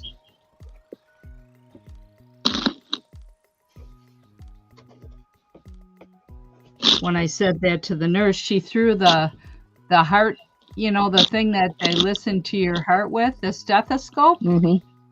She threw it off to the side. Talk about unprofessional. Mm-hmm. That's when I switched to a different doctor in the office, because I wasn't going to because she was having a bad day for whatever reason that should not have been reflected. If you're having that bad of a day, you should be telling the doctor, I'm sorry, I need to go home today. Can't. Yeah, she's asking me questions that, I'm supposed to answer. And I'm like, you guys should have all that information, I said to her, I can't remember all that. Anyhow.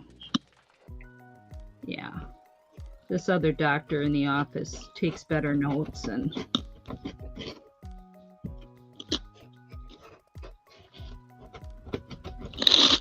I hate when you got to fill out the same paperwork every year, and it's the same, basically the same thing.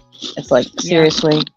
Yeah, updating it. Well, they require it, blah, blah, blah. Well, can you take a photocopy of that, wipe out the date and the signature area, put a new one on there, I'll sign it.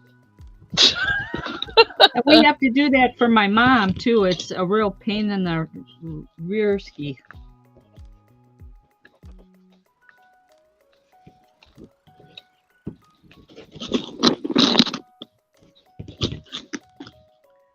Hi, Barbara.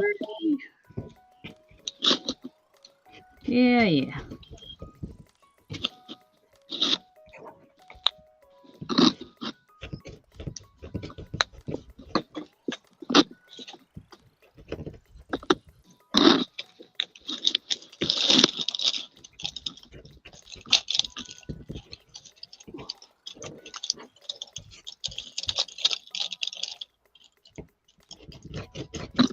I especially love when primaries and specialists. Well, the primary don't send me anything. Well, the specialists don't send me anything. Well, the primary. Right, yep. And it's like, dude, y'all know who the heck you each other are. You know who you share a patient. You deal with it. Why are you sending me to run back and forth to deal with this? Yeah, and to remember to tell them to send it to your primary. I mean, it should be pretty standard. Well, yeah, the primary is basically the doctor of record, the main doctor that has. Should have everything about you. I know when I used to work at the hospital in medical billing, we had to be very detail orientated. And at that time, back in the 90s,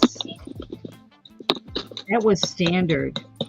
But things have changed so much with the rules of people buying out hospitals, and it's a sad thing. Well, nowadays this should not be difficult at all because of electronics. I mean, remember having the mail paper copies? Right? Yep. Or having to go to one doctor, get them to copy all the, and then bringing it to the other doctor to. Yeah. I think some of it too is, I'm assuming some of the doctors that have been working for years don't do everything they should do for the computer wise because it's a learning curve. You know what I'm saying? I'm assuming that. But they have office staff. Even if they're on paper, office staff already knows how to scan the document into the system. And that's, falling through the hoops. And the last time I took my mom to the doctor, I got in a disagreement with the registration staff. And I said to him, I worked in billing for almost 10 years. I said, I know the process. And I said, this is not right what you guys have down here. And they just said, well, it's taken care of downstairs in the billing. Well, what kind of a cop-out is that? Yeah. I shouldn't get started on it. I get frustrated.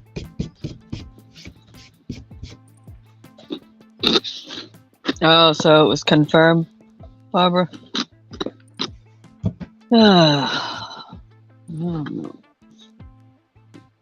Oh, yeah. Yep.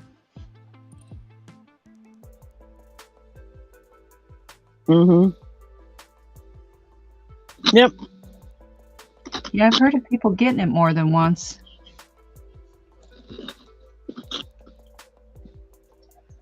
I think this is like her fourth or fifth. Oh, boy. Because she's had, so many health issues, different things, so whatever, she can't. She's at high risk.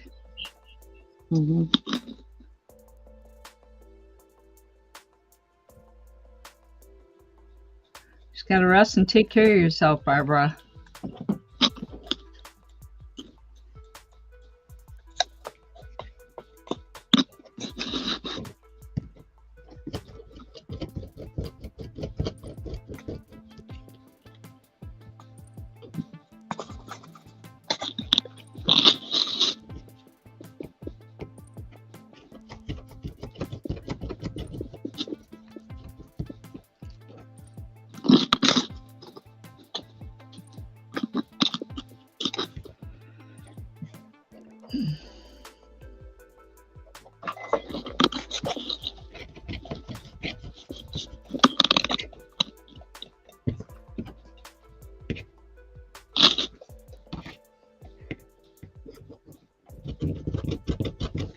Okay, let's see.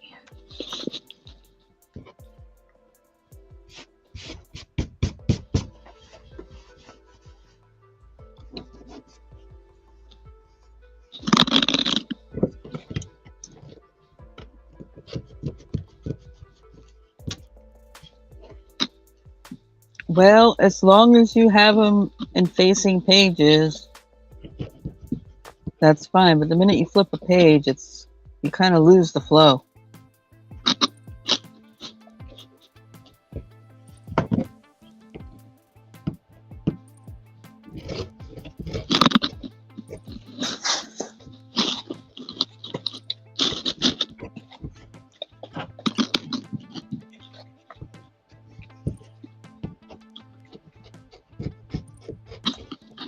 All right, well, now I'm going to take a break from me.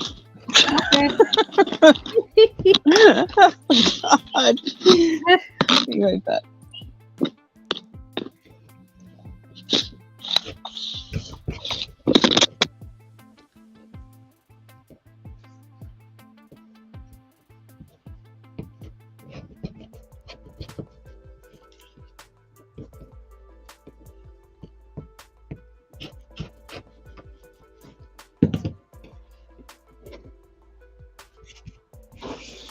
All right, well, let's see what we can put together here.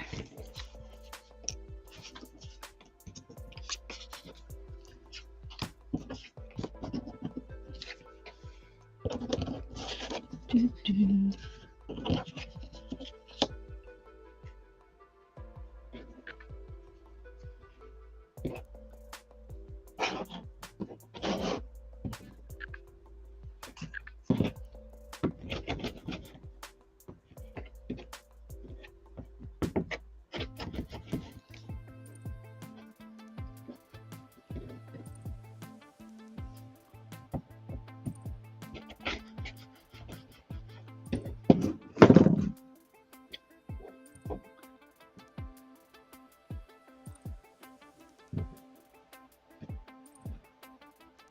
It's too big for that.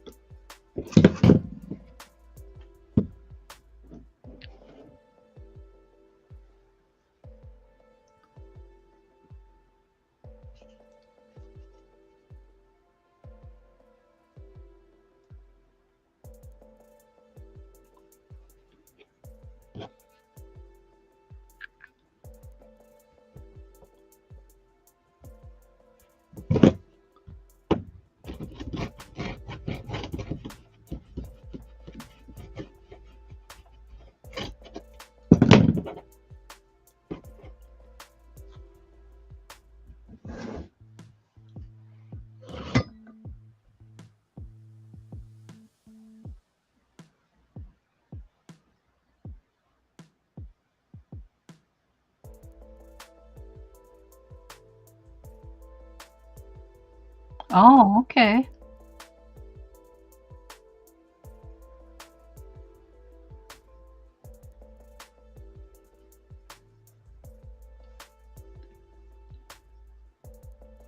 That'll be a good project for you while you're resting.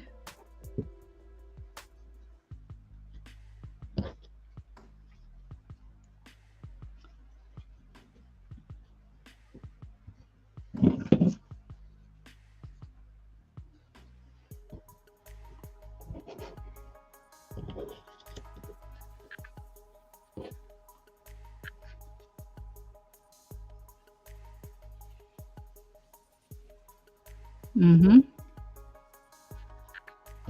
Yep.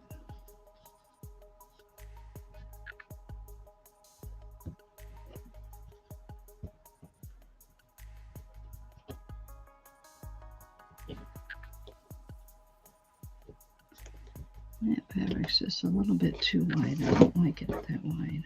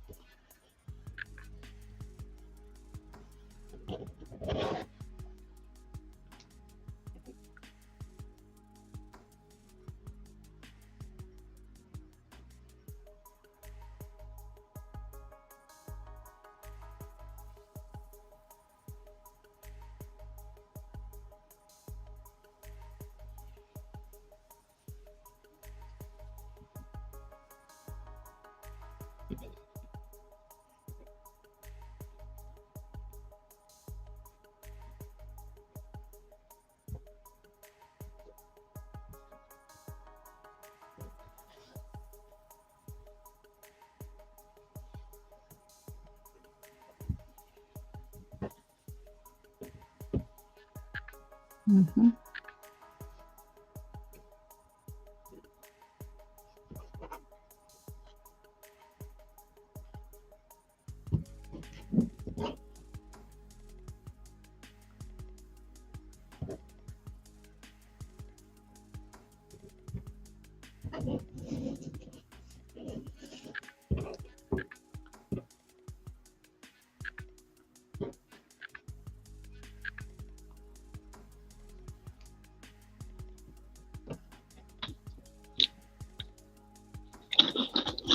All right. She's back. Everybody behave themselves. What? I said everybody behave themselves. She's back. Somebody was misbehaving. I don't know.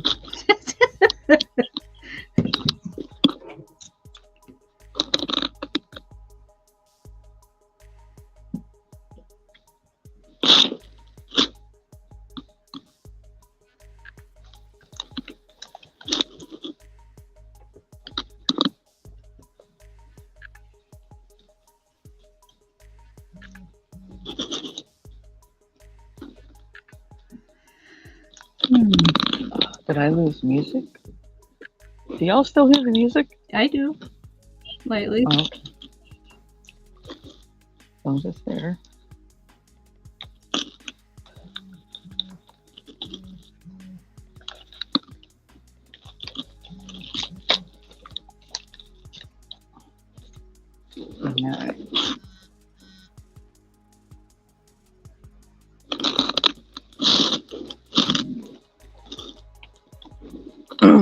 Kind of hard to see what's going on in here, but I had the back page I put on, and then I put on a bunch of these little flowers and stuff like that in there. I had used a stencil, and there's birds in the background you can't really see unless you're on top of it. Yeah.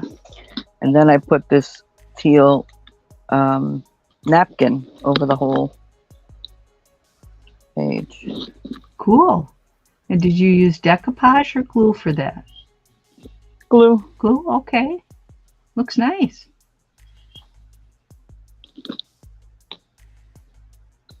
Very cool.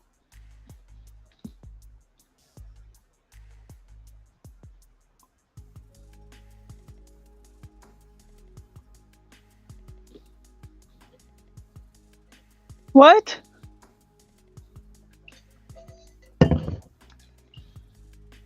Oh my gosh.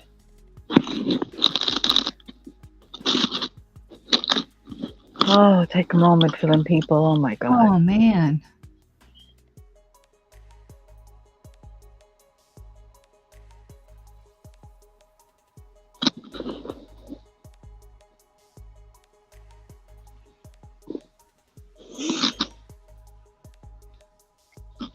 Mm.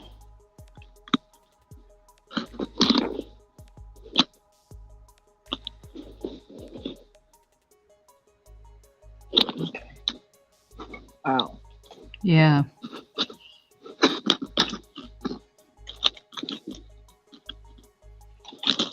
And we're here sitting complaining about our medical care. Our mental health system is messed up. Oh, that's sad. Really sad.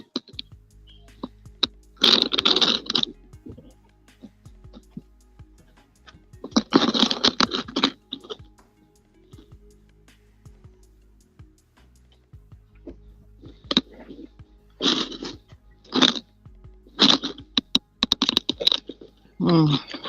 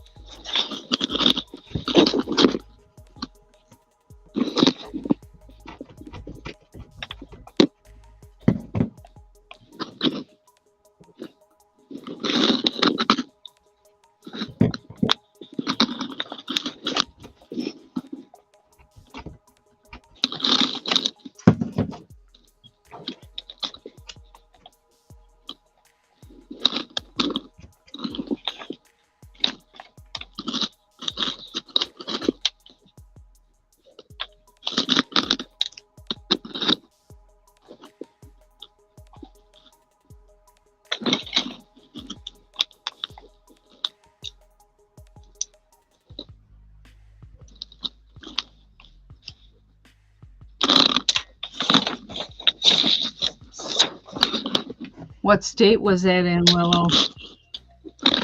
Tennessee, I think she Oh, said. okay.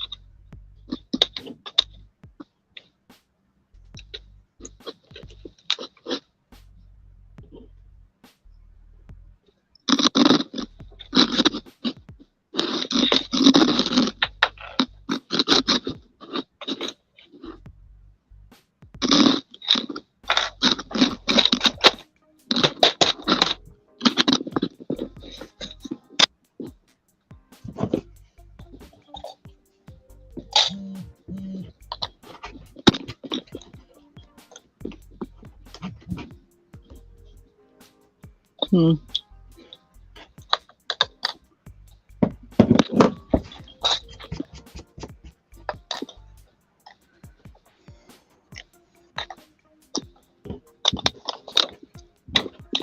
Well, I wonder.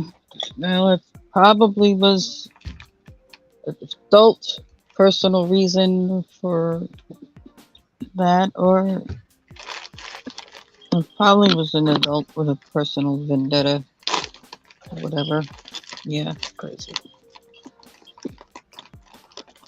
I don't know if it was a. I don't know. You know, it's more like one of the other issues we've had in the past. You know.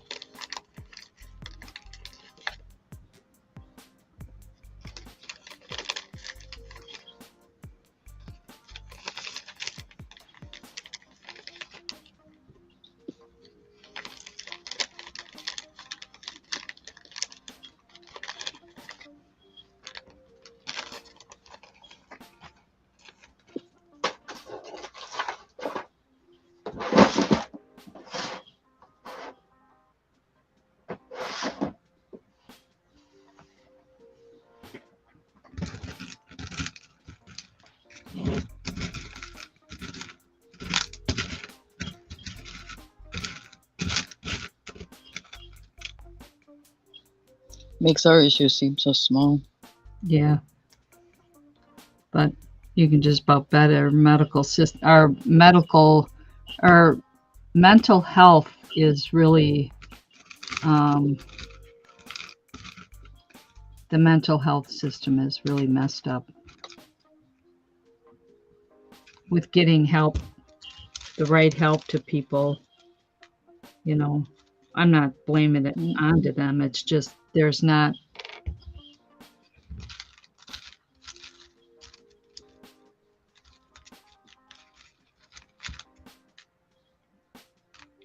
Some people can't afford it.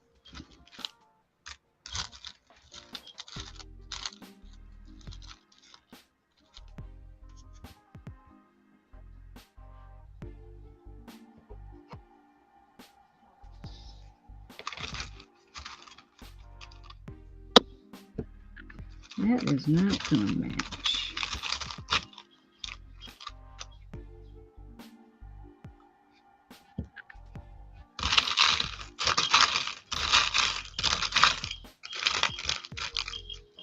Really? Why? Why shoot up in elementary school? What in the?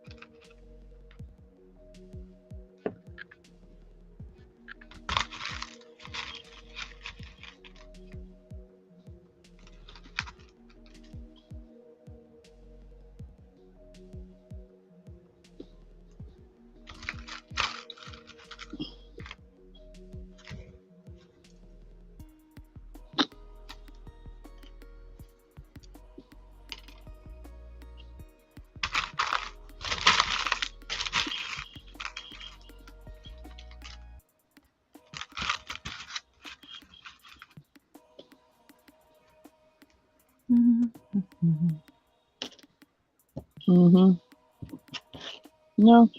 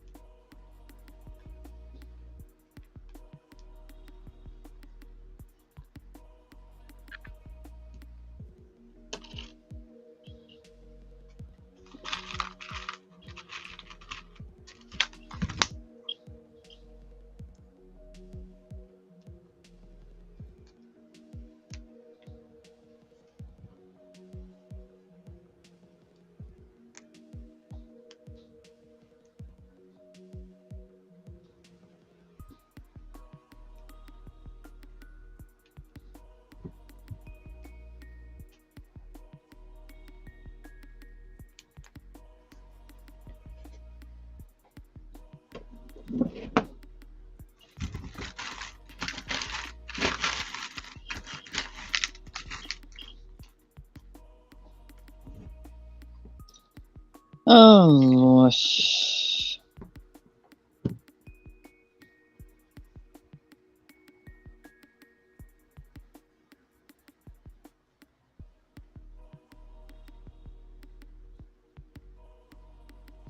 Yeah, that's true, Willow.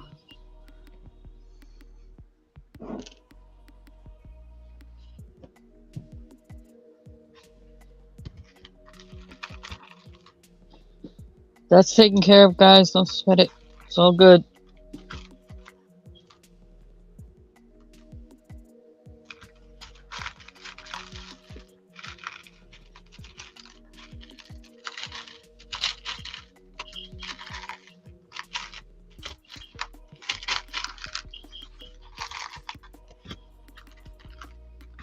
All right, let's see. Needle and thread.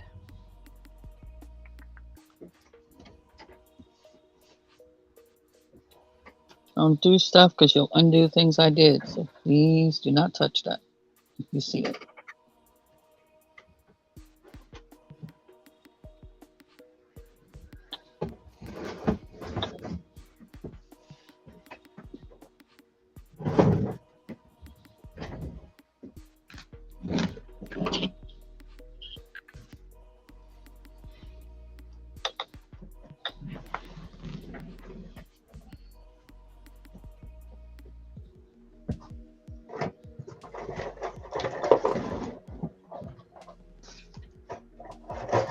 Thread out here.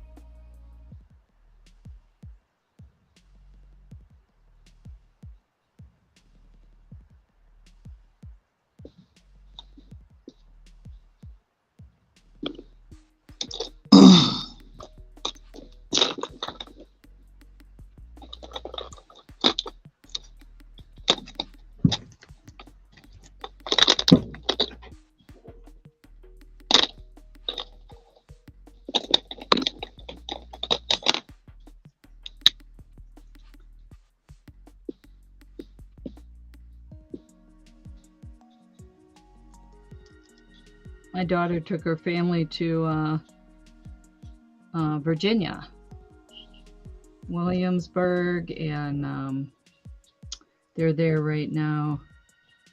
She keeps sending me pictures of flowers that are bloomed out there, and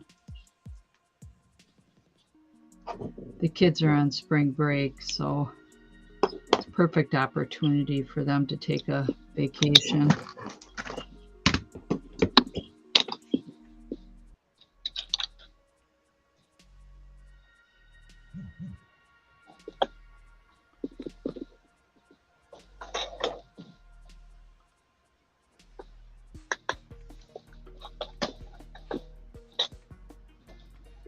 Let's see here.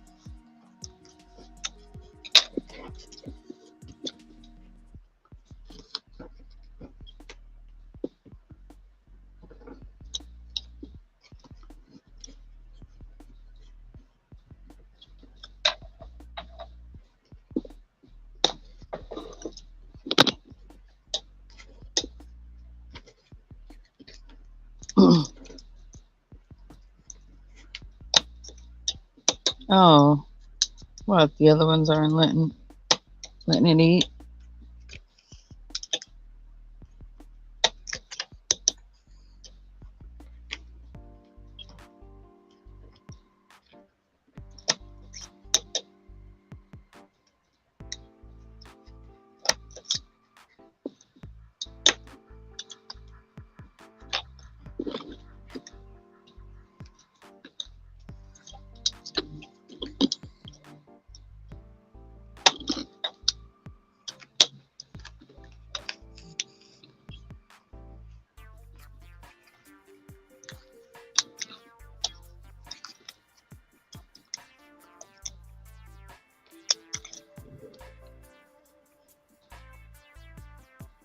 Oh.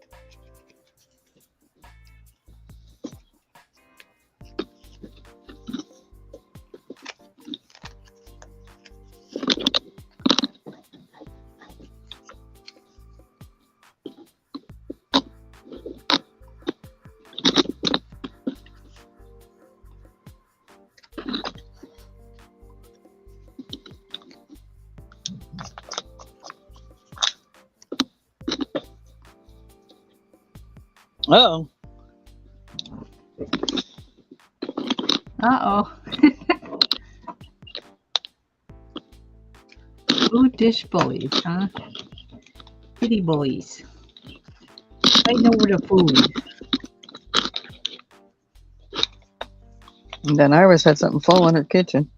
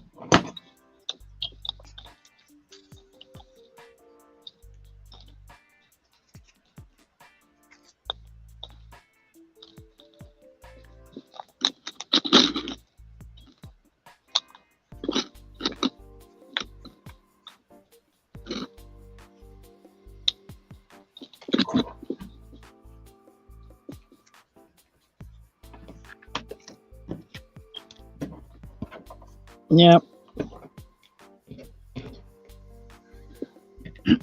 Well, that's good, Iris.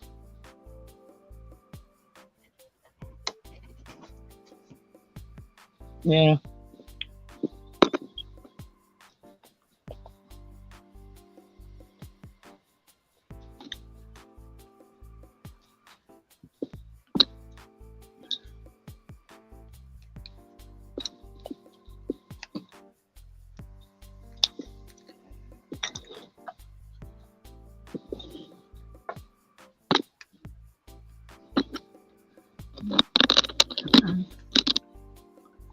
Poke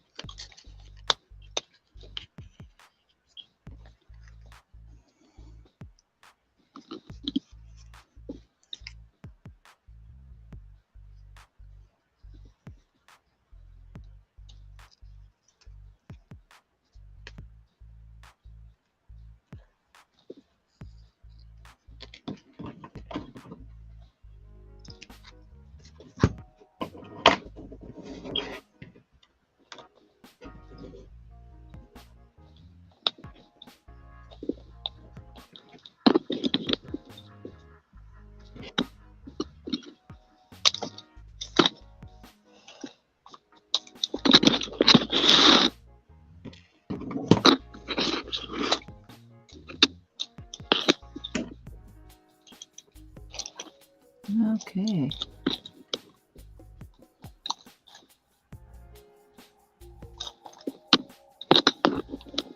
Pretty.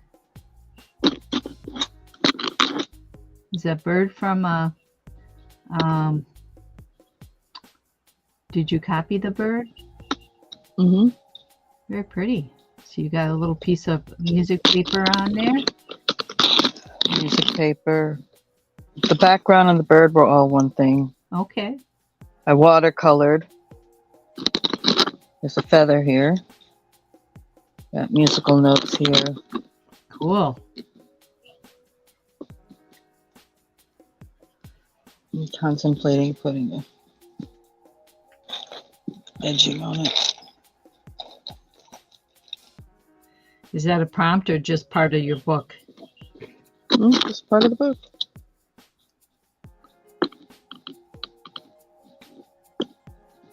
I use watercolor and a little bit of highlighter, coloring and stuff. Page and bird.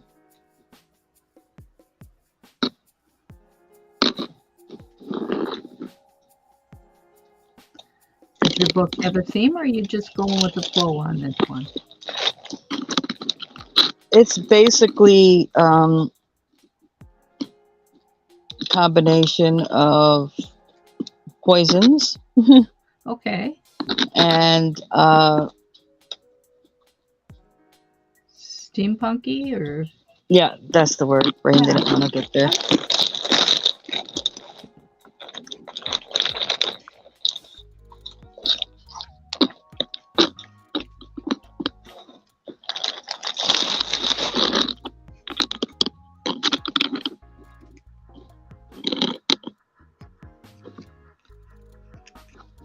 I like how you did that. I like the combination of everything.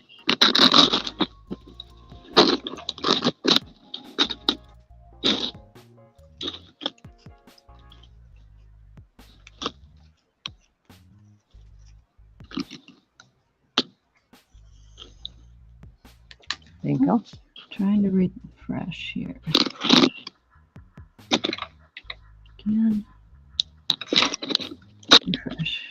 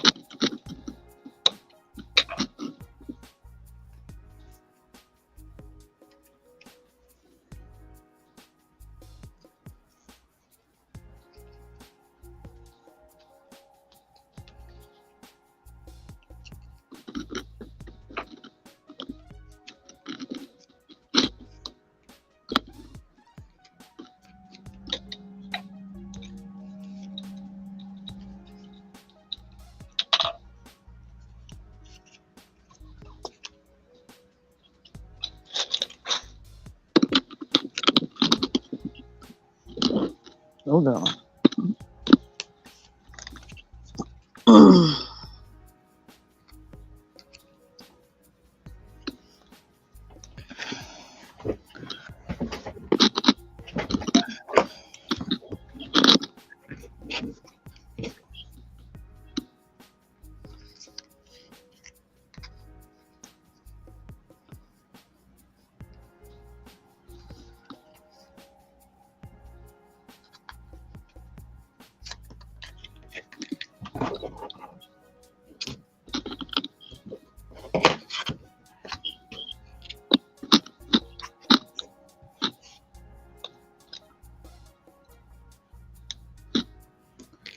don't like that button.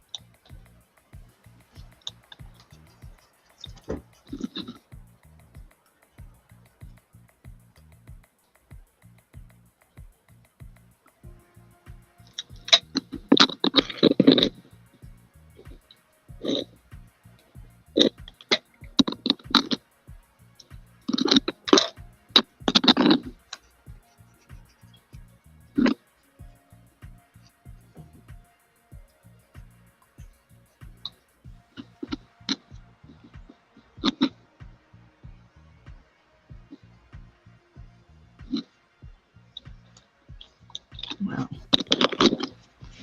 it doesn't want to touch it.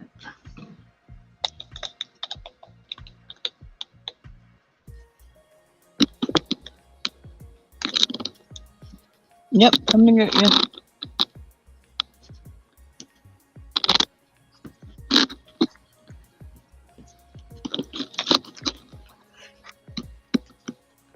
Hi, Linda.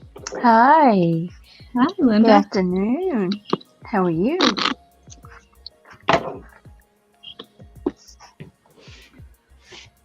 I'm good for Monday. Now I added piece of ribbon, 3 different color string at the end. I like that. It's soft. Oh my goodness. A huge. Very pretty. That's just soft and yeah, that's nice.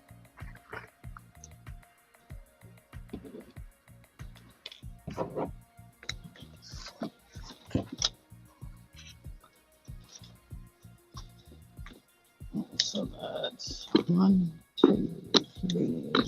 What are you working on today, Linda? I'm making some little hearts. I've never made any hearts.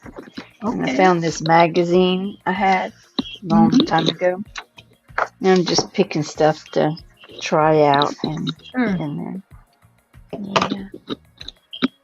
I think Willow, unless I'm reading it wrong, I think Willow wants to come up for a little bit. Oh, yeah. I'll send you the link. Sorry, I'm busy I know. gluing and painting and stuff. And Yeah. That's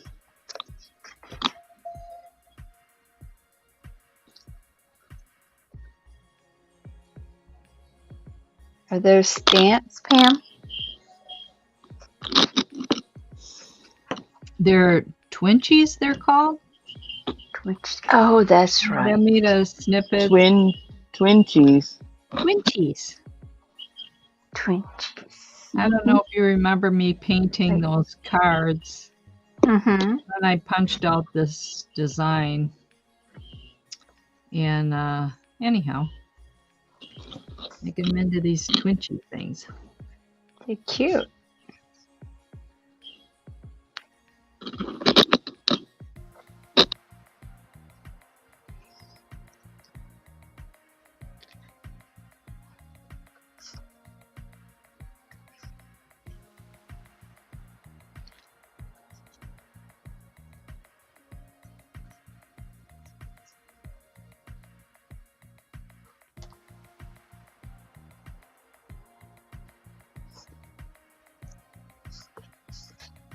Oh, we lost Stacey. She must be. I'm assuming she might be rebooting. Not sure, but She was going to go get Willow. Maybe something transpired.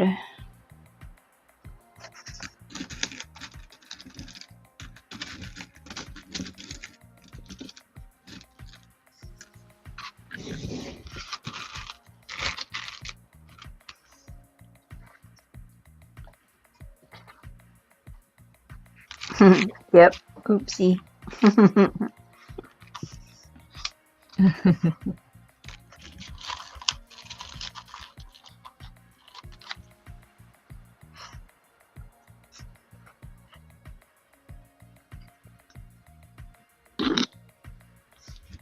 Did you enjoy your weekend? Yeah. Awesome. Yep, just relaxed and did crafts, and Ed worked on the deck, and we had a campers meeting, and got a short little fishing jaunt down, and so you bet. All right. Did you get to finish the deck? No, he's got he got quite a bit done. Wow. Yeah, it'll take a while. It's just working on it himself, so. I was getting ready to ask you that. That's hard to do by yourself. The steel for the roof is on back order right now, so we don't have that yet. And, he's not going to get to that point for a little bit. But yeah, he got a lot done considering. Awesome.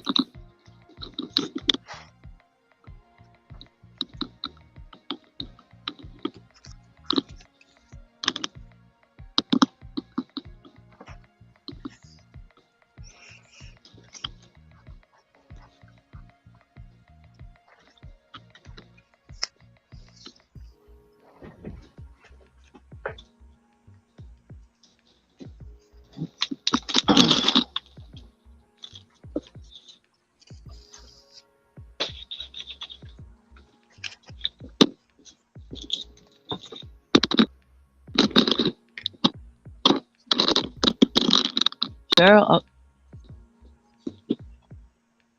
miss her? Where'd she go? She's Ah, back. there she is.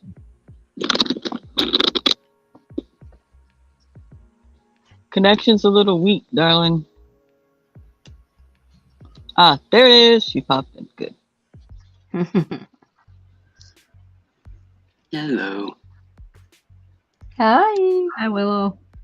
Yeah, it takes a while for it to Hi. load and stuff. Then I know that bandwidth is not the greatest.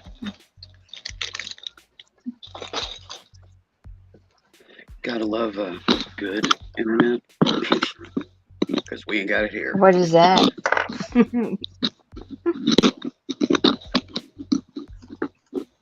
It exists. It's just not here.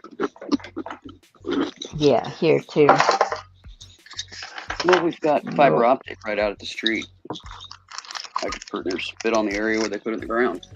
Out one end of the us house. too. But yeah, they didn't put it in the park. Yep. So yeah, we got it. It just ain't here. We're too far off the road. It's just Not that far off the right road. over there. I can walk to it. But it's I mean, I okay. could Saving literally- me money.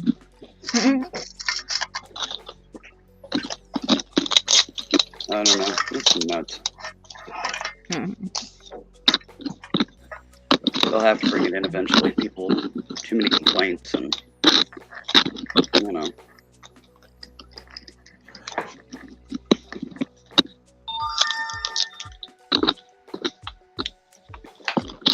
Yeah, we keep going in there every like once a year to see if they have an upgrade or anything like that. Um, with what we have, Yeah. and I think we're up to. We started at 5. I don't know exactly what they are. You know, the strength, I guess, or something. And now we're at 20. We went in there one time. And, oh yeah, we can upgrade it to 10. And then just last year they got up to 20. I said, ooh, okay. When other people have like 100 or something. Well, here I'll That's know all that right. they've upgraded it because I'll see them out here on the road actually doing the work. Mm, I mean, it's that close. The house could be ours closed up, air too. conditioner running, the TV running, and I would hear it. It's that close. Not saying something considering I'm like half deaf, so. But yeah, it's okay. It does what we want it to do. So that's all that matters.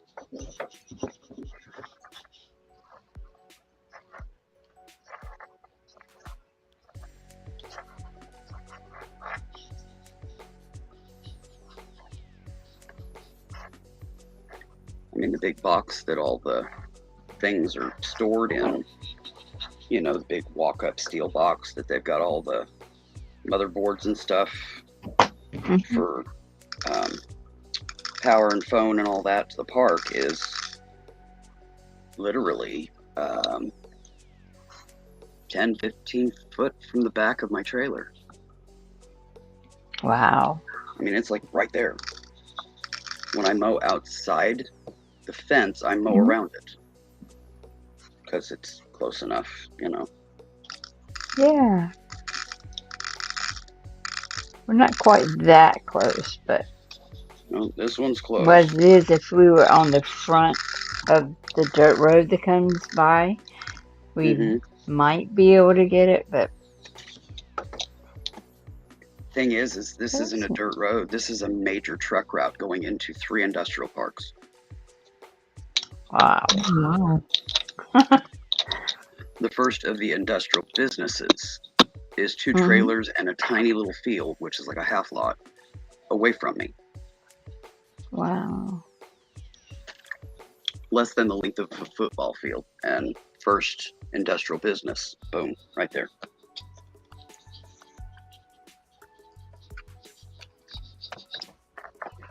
So they can't say that it's too rural because we are in the city limits. The city limits is like a half a mile on up the highway from me. Oh, We are okay. in the city limits, so We're not in the city limits, but we're away from, let's see, it's Cumberland County. And we're like 2 blocks from that county, which is good because the taxes are higher and, you know, all that stuff over there. oh yeah, we pay taxes. But it's okay. But It's not quite as bad as some have it. well, I mean, like they've got other mobile home parks here in town, but this is the only one that has street addresses and not lots, lot numbers. Oh, yeah. It's quote unquote the nicest park in town, but when they Yeah. opened it to rental, that kind of Mm-hmm. excuse me, tanked. But Yep. it's still the best park in town. So is it considered real property? It is a mobile home, so the So you still property have to get the tax- tag on your home. It's a mobile home, but it's a double wide. So that puts it in a gray line between having an auto tag slapped on the side of it and not. It is a mobile home, but we pay property taxes in the 2 halves like you normally would with a county. But Mhm. they reassessed it as a home, which they did all the mobile home parks here in 2020. Yeah, 2020. So they, more than doubled our property taxes. But still, the property taxes here are way cheaper than they would be on a house, on a foundation. Mm-hmm. And I contested it, and I got them brought down a fair bit. Ooh. I said, this is not a home. A home is on a foundation of which you are doing these assessments on. It doesn't have a foundation. So you cannot classify it as a regular home. It doesn't exist. And Yeah. your assessments are done from an office. You're not coming and looking at the condition of the home. And I provided images that of the work that needs to be done on the place. And I said it does not have the value that you are putting it at. So, because they reassessed it and put the value higher than what we even paid for it, and we paid high end for it. So, really? Mm-hmm. And it was a fixer-upper then, but it was the best option available at the time when we needed something. So, But yeah, I got it brought down because it was like 480, and I got it brought back down to 382. Yeah, I think it was 382 this year. So. Wow. That's good. Let me look. Here, hold on.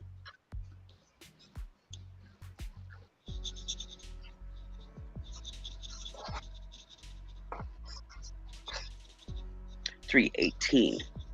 Yeah, I got it brought down from 480 to 318. So. Cool. That way, it's only about 120 higher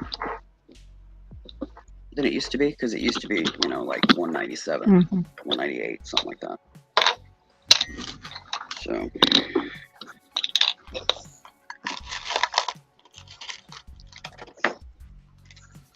But yeah, I fought them on it. You've got to be kidding me, people. Yeah, mine is, I own the property, I own the trailer, and what they did here in this particular park, it's not all parks, this considered real property. The trailers are not movable. We don't even own the property, we rent the property. It's, we pay lot rent every month. And I pointed that out too, that we don't own the property. On the land, land and the home.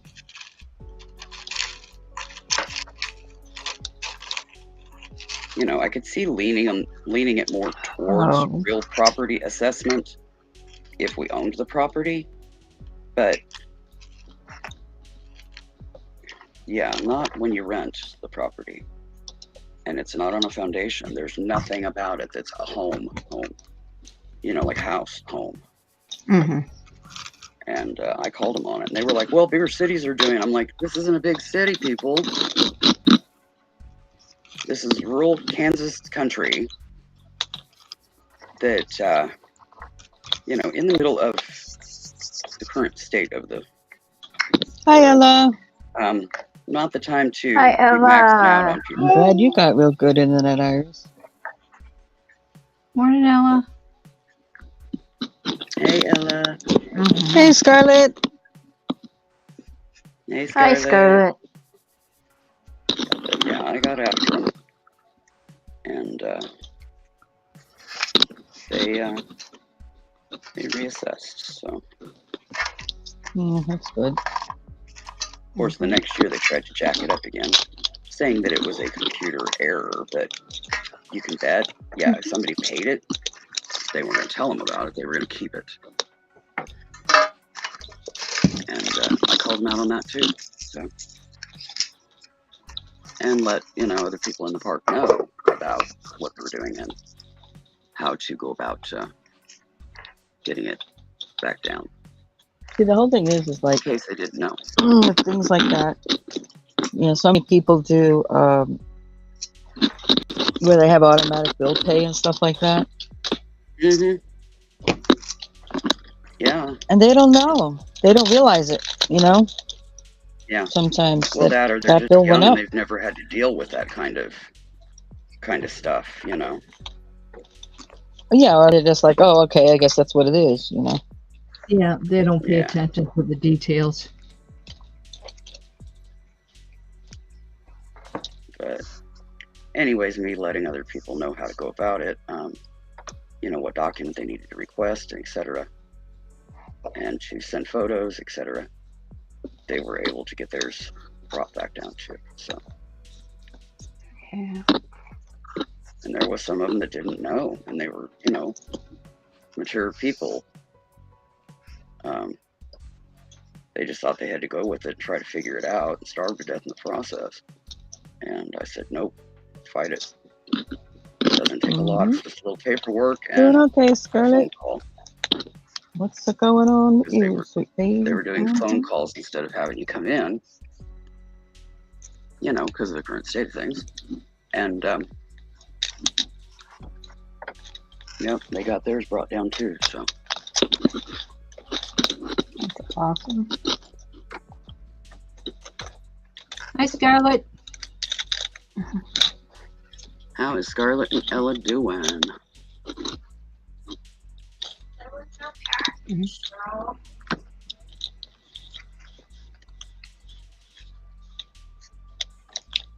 Be right back.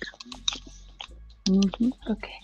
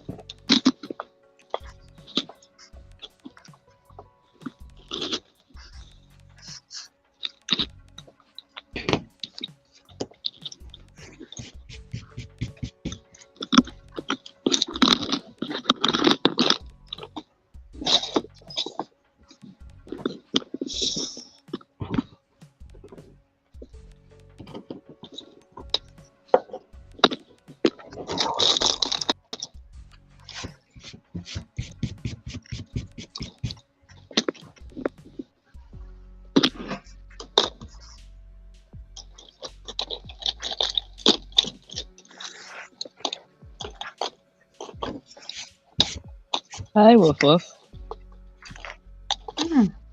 Hi, Woof Woof. Okay, I'm back. Hello. Still a little bit of chaos going on, but not too bad.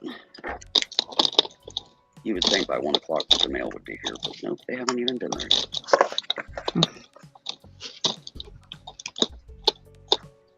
Used to be, by noon. Once noon hit, you could always walk down there and it would be there. No, not anymore. Mhm.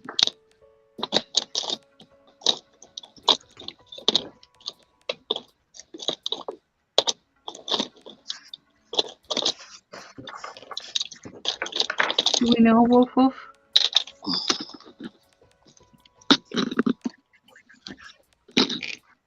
Oops, I forgot to sew that one.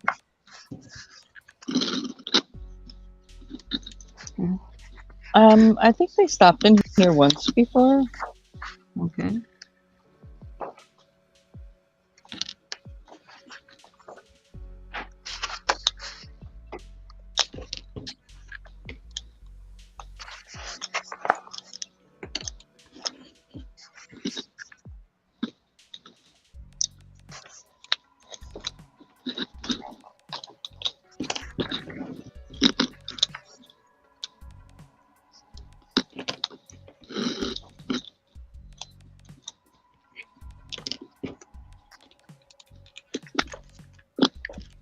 I'm sitting here trying to take apart sections of a really old dress, heavily beaded dress. My God, that dress weighed a ton. Mhm. It was like a, like a party dress or a ballroom dress kind of thing.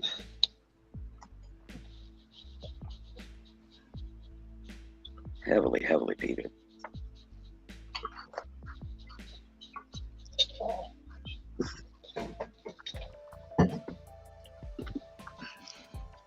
You taking it apart now?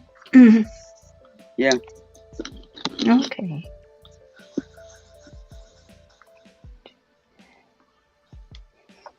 Yeah, I've got it all broke down into the sections, and there was 3 main types of beaded sections that were all interwoven together, and 2 of them were interwoven, together, and then the other was just like a squiggly scattering of bugle beads all over the dress. Mhm. A lot of beads.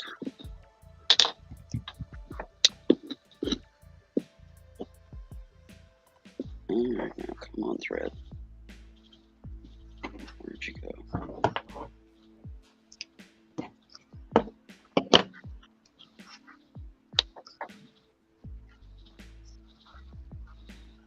But yeah, this dress weighed a frickin' ton. I honestly don't see how anybody could wear it for more than 10 minutes. But I guess back in the day, if they wanted the beads, they wanted the weight. They just rolled with it. I don't know. Well, it was probably one of those walk across whatever, sit down, and you never moved. Yeah, probably.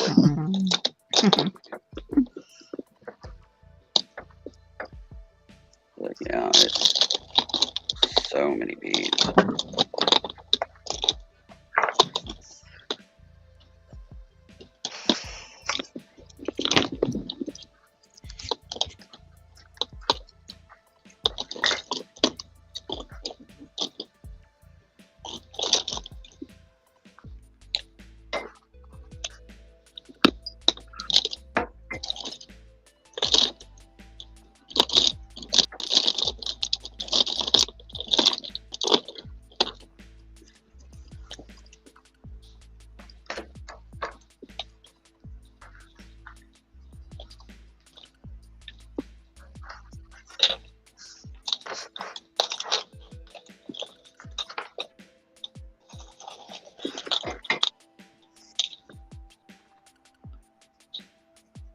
Ouch.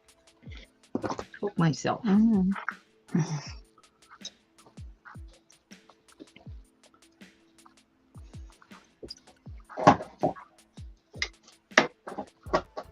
Uh-oh.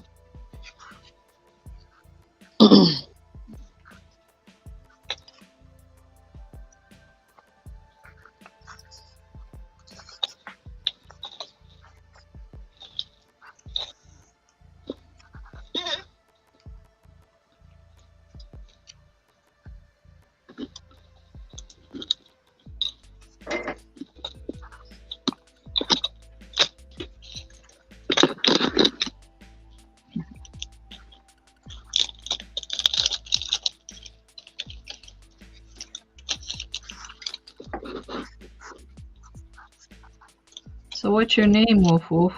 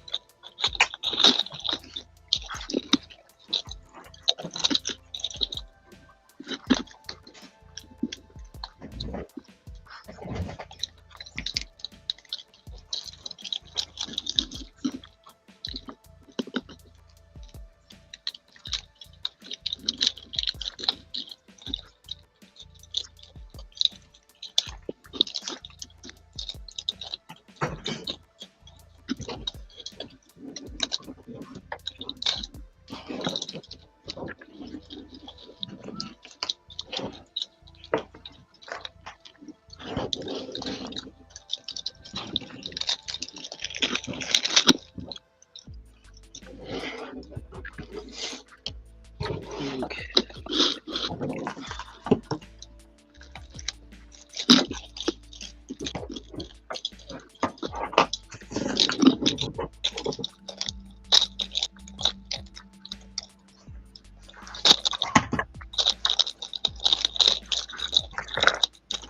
Oh, come on, really?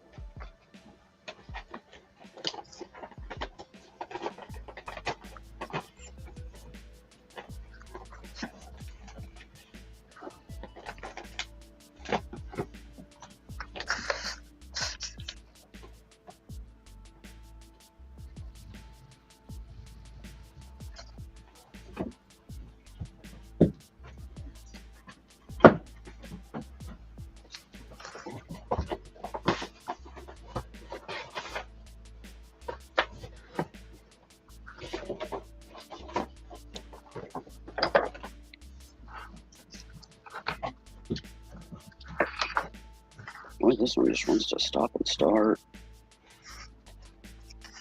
Usually once you get the thread going, if you know what to look for, you can get it just going and it'll just start coming unraveled as you pull on it and all your beads come loose.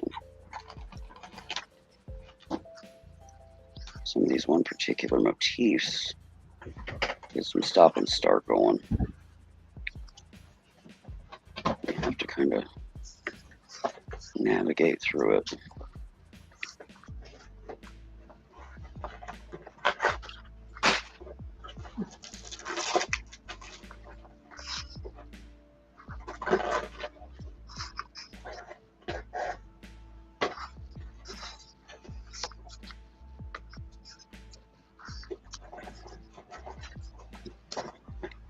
But no, just in pink bugle beads on this thing.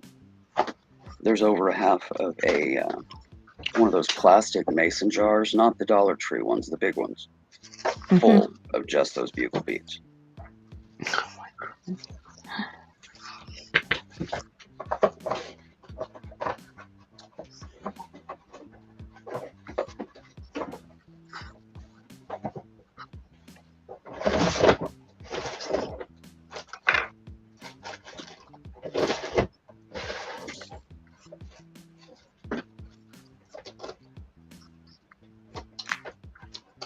What you gonna do with the beads after you get them sorted and off the dress?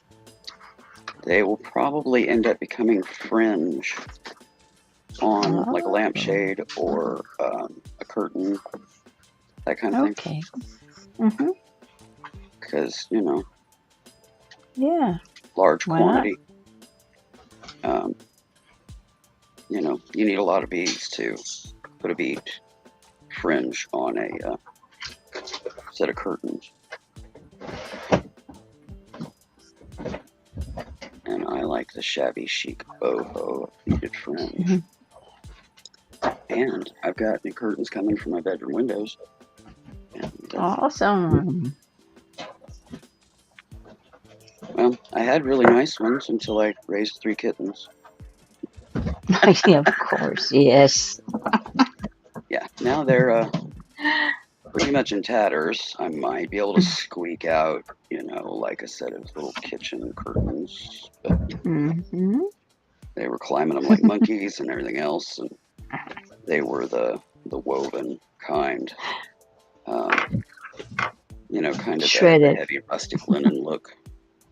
And yeah, they shredded them.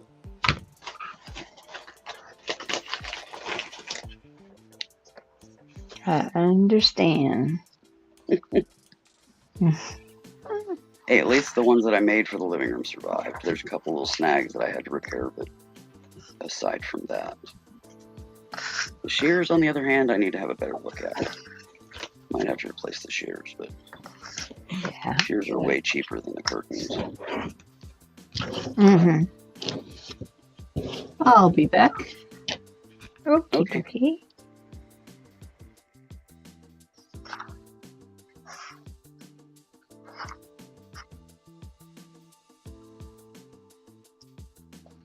But no, there's bugle beads and the 2-cut beads. And then Okay. standard. Bugle beads are like a pale pink. Mm-hmm. The 2 cuts and the standard beads are the silver lined clear. Mm-hmm. So, Okay. and I'm pretty sure the pink is kind of I'm noticing a little bit of the darkened dye edges. So I'm going to soak those in awesome cleaner. And I have a feeling when I'm done that I'm probably going to have a very large jar of clear crystal beads. There you AKA go. neutral. So you'll be able to use them for pretty much anything.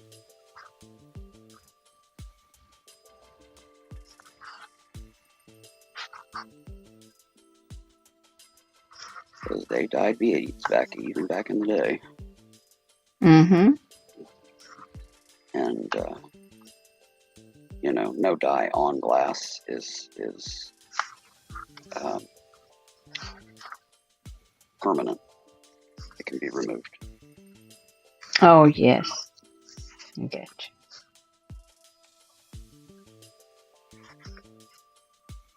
And just putting them in a bowl of awesome cleaner and letting them soak for a couple of days. And then doing the old strainer rinse. Then lay them out on a mat to dry. And Mm-hmm. see what I got.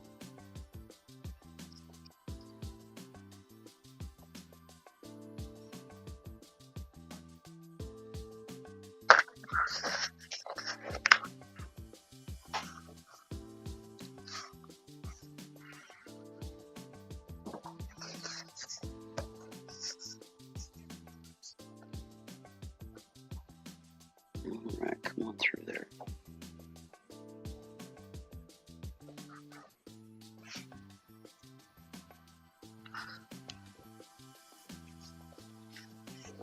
Through there. One more. Oh. All right, I should be able to start pulling them again.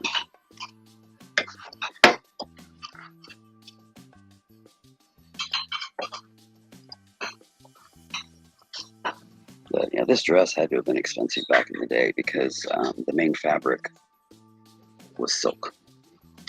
Mind you, the silk's not surviving because, the beads hanging leaves big holes in the silk that can't be recovered. But I can save the beads. Absolutely. I saved the beads and I saved the lining. The lining fabric wasn't beaded. They just put the beads on the outer fabric. Mm.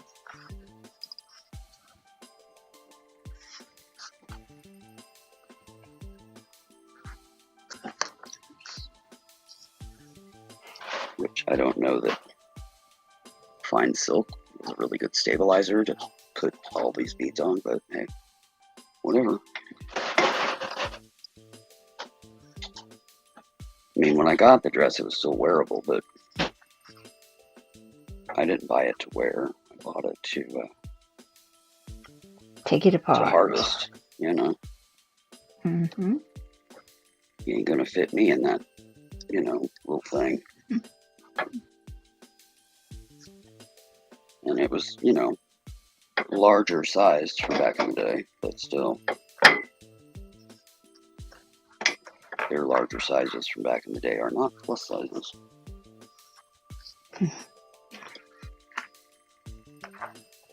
And, you know, where am I going to wear something like that, you know?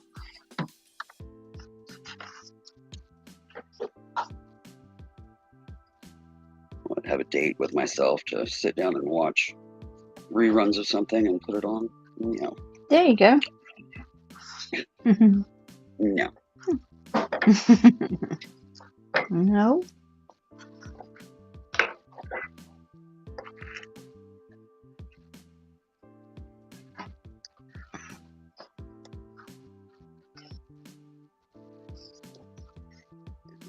There you go.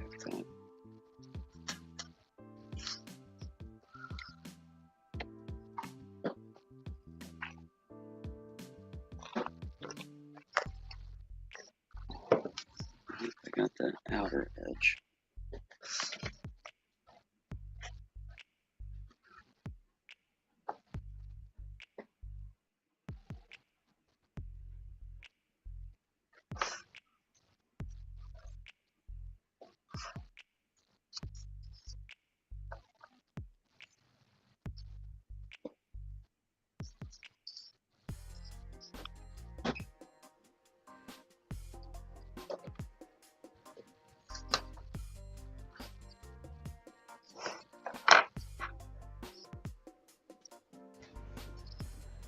I'm going to sign out for the day, ladies. All right, Have now. some lunch. So we'll see you tomorrow or later on in bingo. Bingo. Okay. Thanks for having me, Stacey. Okay, well, thanks for hanging out. Yeah. See you later.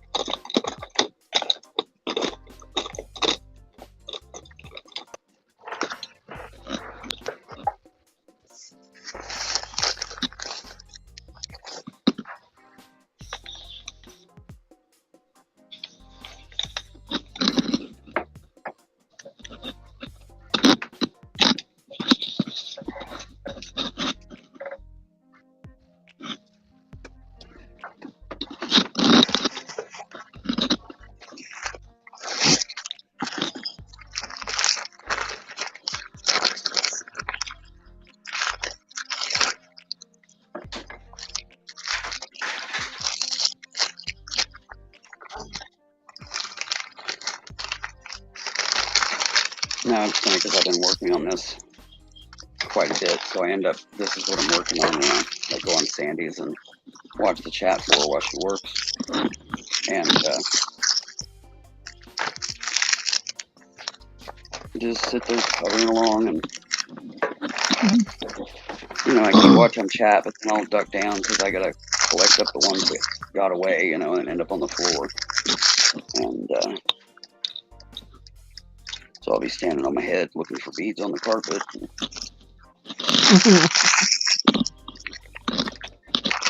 You know, when you got a bad back and you bend over, you know, there's generally sound effects, you know, a couple of grunts or whatever. And Sandy will be like, "Are you all right?" I'm like, "Yeah, just bending over." She's like, "What are you doing?" And I'm like, "Picking up beads." And she's like, "You go to all of that just to pick up a seed bead?" And I'm like, "Yes, no bead left behind." And she just laughs. Gotta rescue the beads.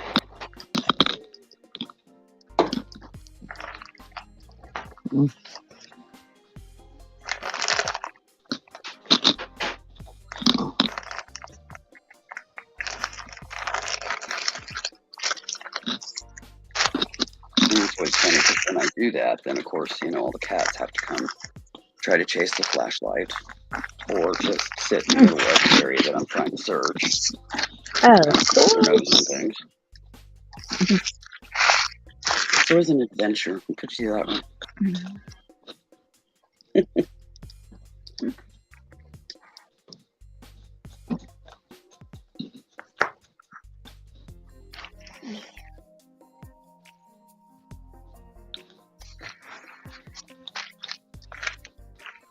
Sable, she's got pretty good. She figured out what I'm doing when I do that. She'll still want to jump down, even if she's laying right up here by me. She'll want to jump down and get cuddles or whatever. And I told her, I said, you know, trying to find beads right where you're at. If you aren't going to help me find the beads, wait for a cuddle until I'm done. What does she do? She starts putting her nose down if there's a bead.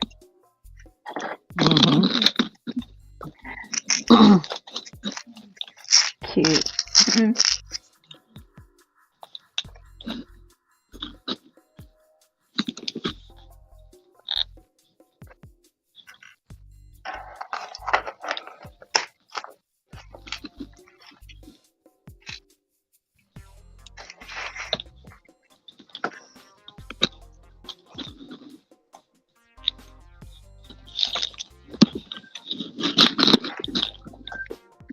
But no, Sis just came back from the vet getting another stock of Albon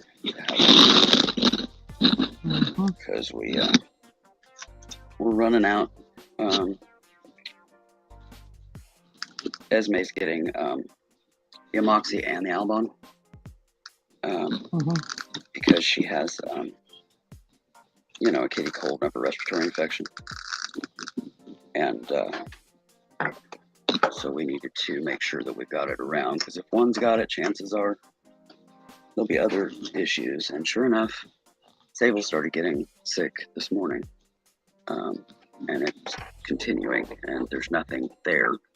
So she's going to get a 3-day on the Alpon to settle her stomach because of spring shed. And upset because the current alpha is sick right now. So, which upsets the kitties.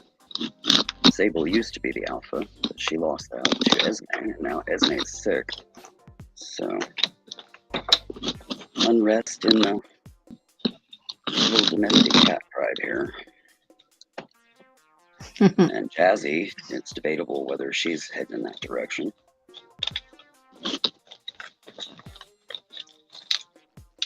We're keeping watch on everybody. This time of year is always challenging, and this is first spring for 3 of them, and second spring for a 4th.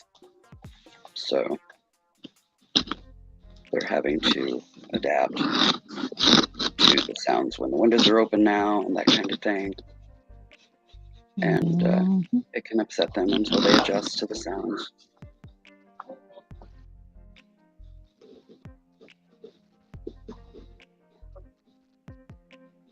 You know, they're used to outside sounds being around, but muffled because the windows aren't open on the house. And going into open window weather, so new sounds, and then of course the park cats coming under the window, getting flustered that there's a cat in that house, and hissing, or best case scenario hissing, worst case scenario coming up on the deck and spraying my door. Hmm.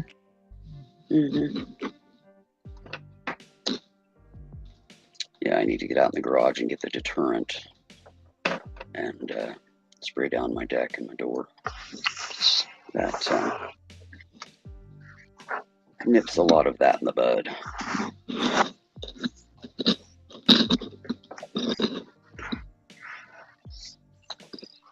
Otherwise, every male in the park, you know, you got a house full of mostly female cats, even though they're fixed. You know, they can tell it's a female that lives here. They'll come crooning.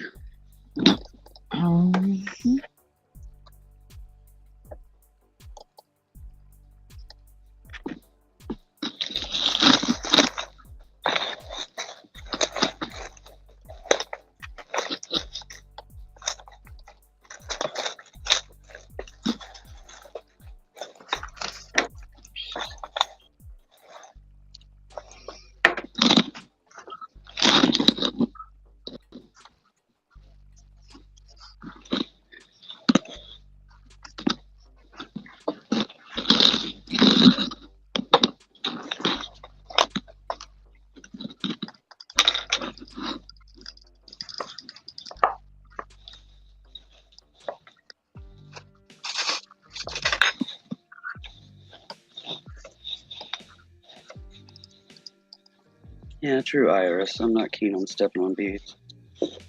And they usually end up in the vacuum, but still. I just don't want to waste them to, you know, the Hoover guy, you know, aka the vacuum. When I can easily collect them up back off the floor. With my luck, I'd have some big project going on. And yeah, the beads that got away that you didn't collect would be that last 2 or 3 that you would need to finish a project. And I hate unbalanced, unfinished project over some frivolous or, you know, little thing like that.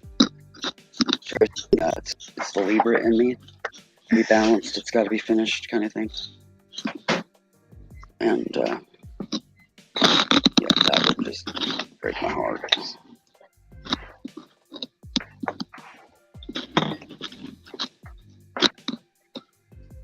So if at all possible, I always get the beads off the floor.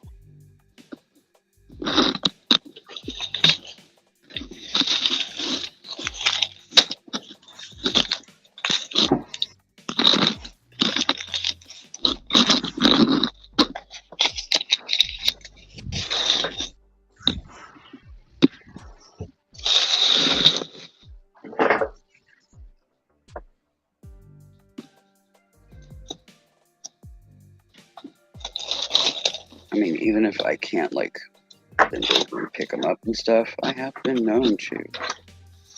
You know what an L square is? You know, it's an L-shaped ruler. You know, it's often used in construction and architecture and that kind of stuff. I have been known to tape one of the furry little roller, sticky roller fur remover lint things to an L doohickey and, you know, hit the carpet with that in the area where I've been working. It works. It picks up the beads.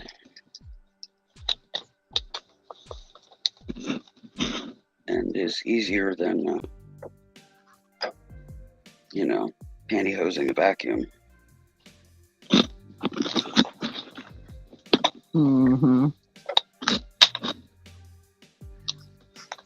Definitely.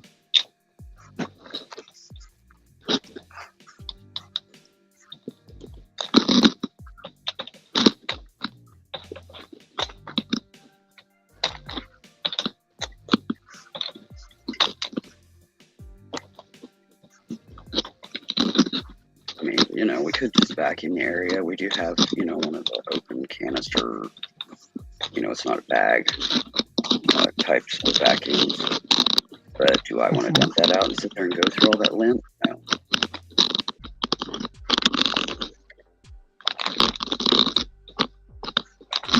So I try to avoid it going into the vacuum.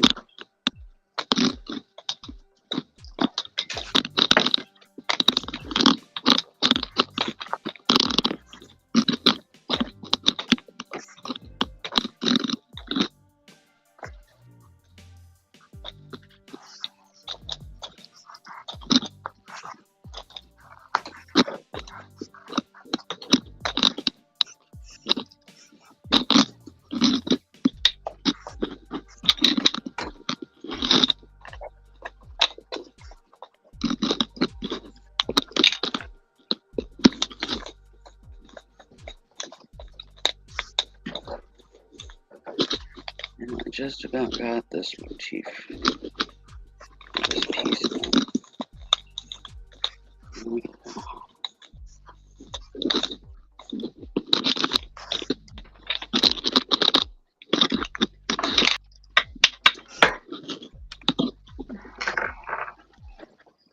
Now I got the part that had the bugle beads done, and now I'm doing sections that had the 2 cuts.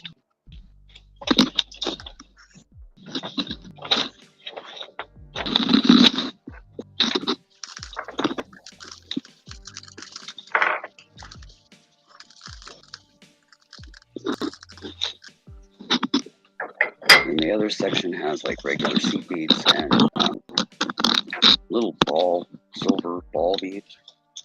Mm-hmm. Here, I can show you the that is all pink bugle beads. And it's a little overhead. Oh, that's awesome. Yeah. And that's the bigger plastic mason jars, not the little ones from like Dollar Tree that are like this one. Yes. This big one. It's a real mason jar. I started out in one of the small ones, and yeah, they didn't fit. It just kept going and going and going. Wow. They look like they're turquoise color. Here's what I've gotten. 2 cuts so far. And this is a pretty good size tube. Wow. Yep. And I'm not half done. So yeah, I'm probably going to be in another one of these before it's over with. Yes. Wow. That's a lot of beads on one garment. I would say seed beads and the little ball beads. The seed beads will probably fit in one of those tubes. Mm-hmm. And ball beads will probably fit in a smaller size tube that I have. They won't stay in tubes. I'm not a tube girl, but I do keep tubes around for sorting. Mm-hmm. But I don't store long term in tubes. I store in bags. But yeah, I like it's just bags. easier for me for the type of storage that I use. With big bulks like this, I don't have that many, so I have like a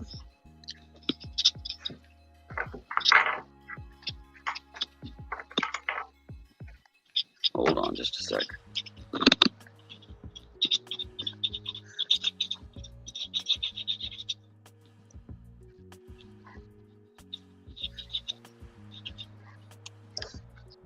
But anyways, I've got a small tote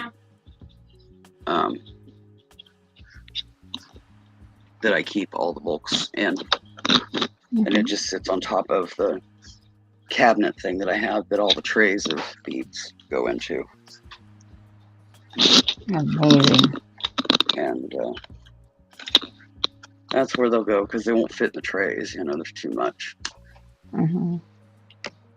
Any of them that I get quantity on, like that, end up going in that tote because they just aren't going to fit in the trays. So when I go to do a big project, you know, like beaded fringe on a curtain, that tote's one of the first places I go to see what I've got, see what I'm going to need, you know.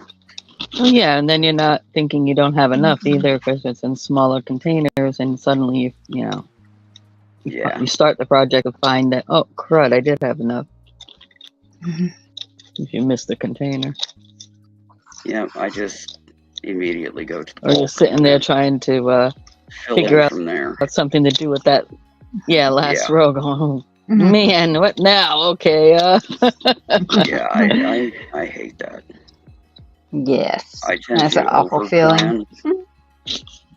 I will over plan and make sure that I've got more than enough. And if I have leftovers, they just get rebagged and they go into the trays. But unless it's still bulk. But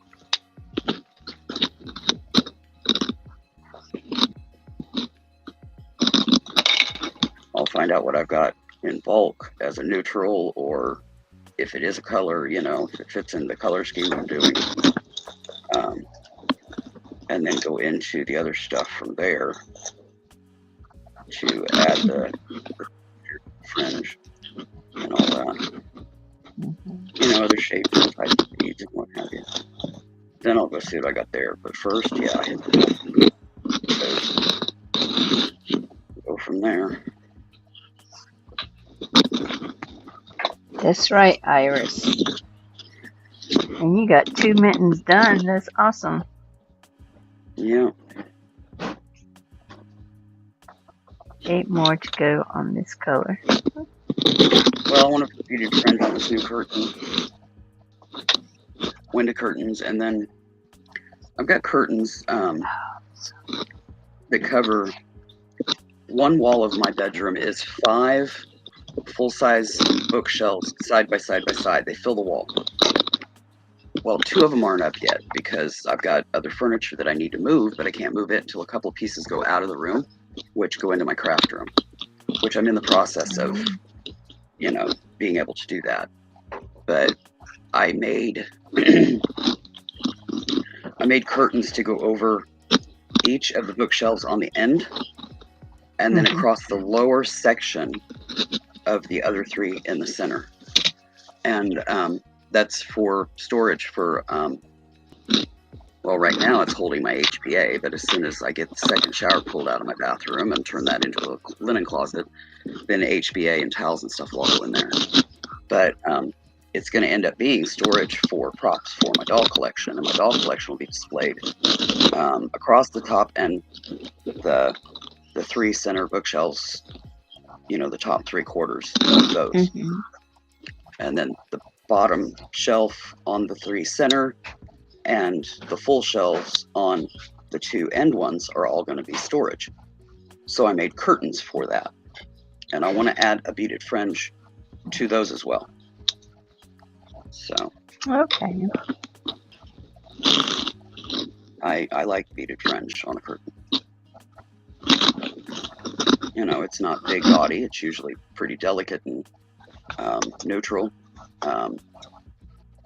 But I like my beaded fringe. I like that just slight touch of that shabby chic boho kind of thing. And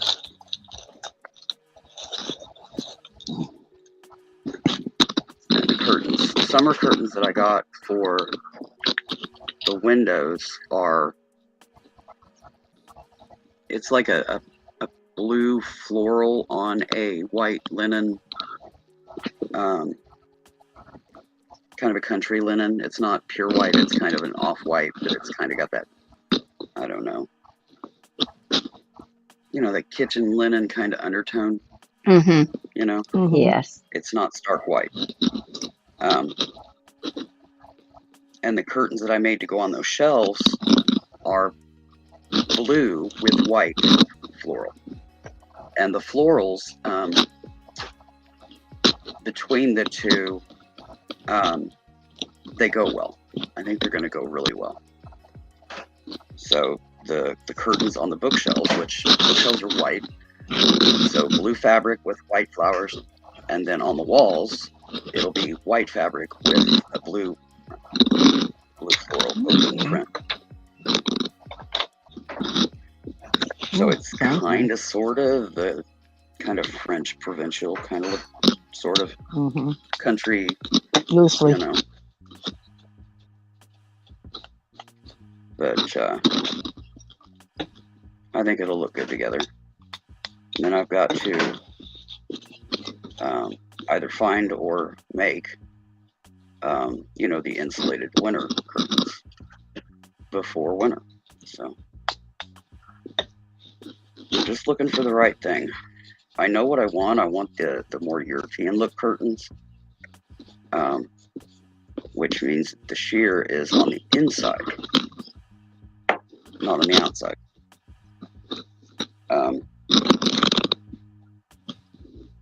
And you can tie back the curtain that's up against the window and have the sheer draped over that, and it just kind of softens the look.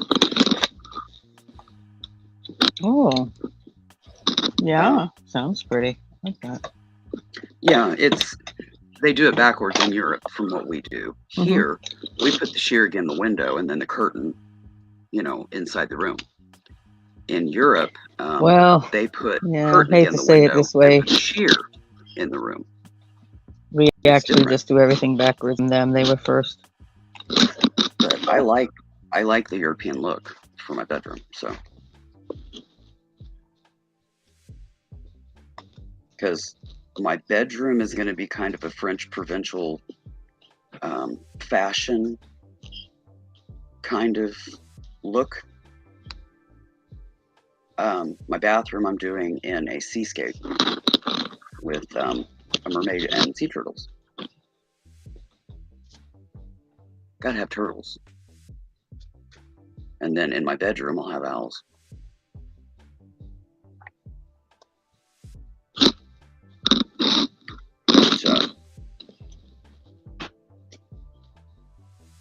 But, I'm still puttering along. I'm just slower right now because of the whole ablation thing, but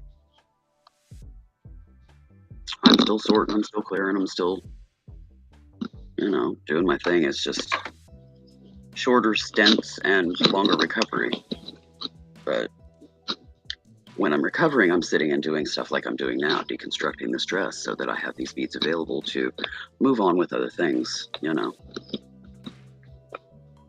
Yep. Because as I'm going through everything, there's a whole lot of sit-down sorting to be done, and I set that aside, and that's what I do on my downtime, is those types of sorts. You know, when I'm having to rest my back, and then once it settles down, then I'll get back up and shuffle and shift and move things and do whatever I got to do, and then from that, of course, I end up with more to sort. So it works. And then once I get the ablation done, then I can get back into the heavy duty stuff again. I still have to wear a full TSLO brace while I'm doing it, but hey. That's why I'm trying to get the most of it done before the heat of the summer comes in, because trying to do all of that stuff in the heat of the summer, having to wear a full body TSLO brace is not fun. Hi, Yvonne.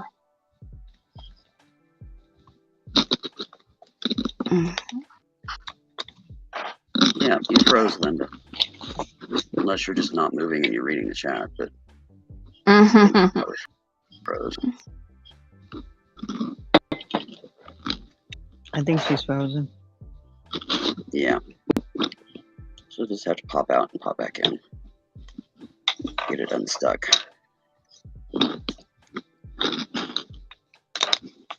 But I'm still puttering along.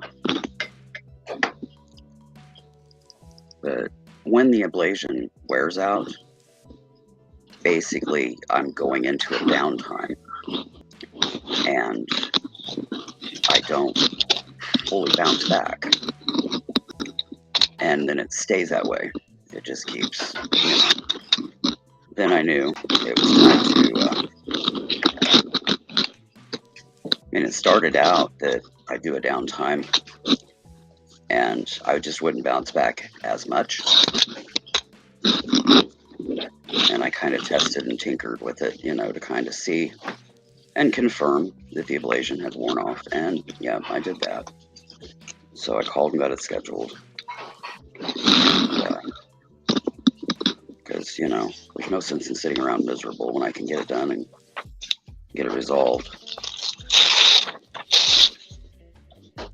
and it kind of gives us an idea of how long it's going to hold when I'm, Yeah. very active.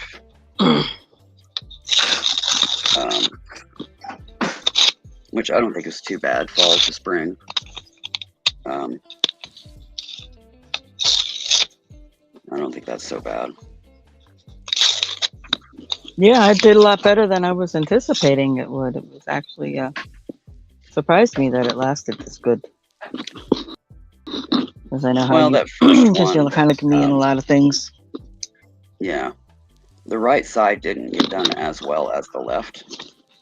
So I'm not positive that I need both sides done right now. I'm not going to know until the right side is done and has recovered or is recovering to be able to tell whether the back side's firing off or not, because the right side is so overwhelming that I can't delineate. So I will get the right side done first and then see, if the left side's still good for a while, then I'll hold off. If not, then we'll go ahead and get it scheduled.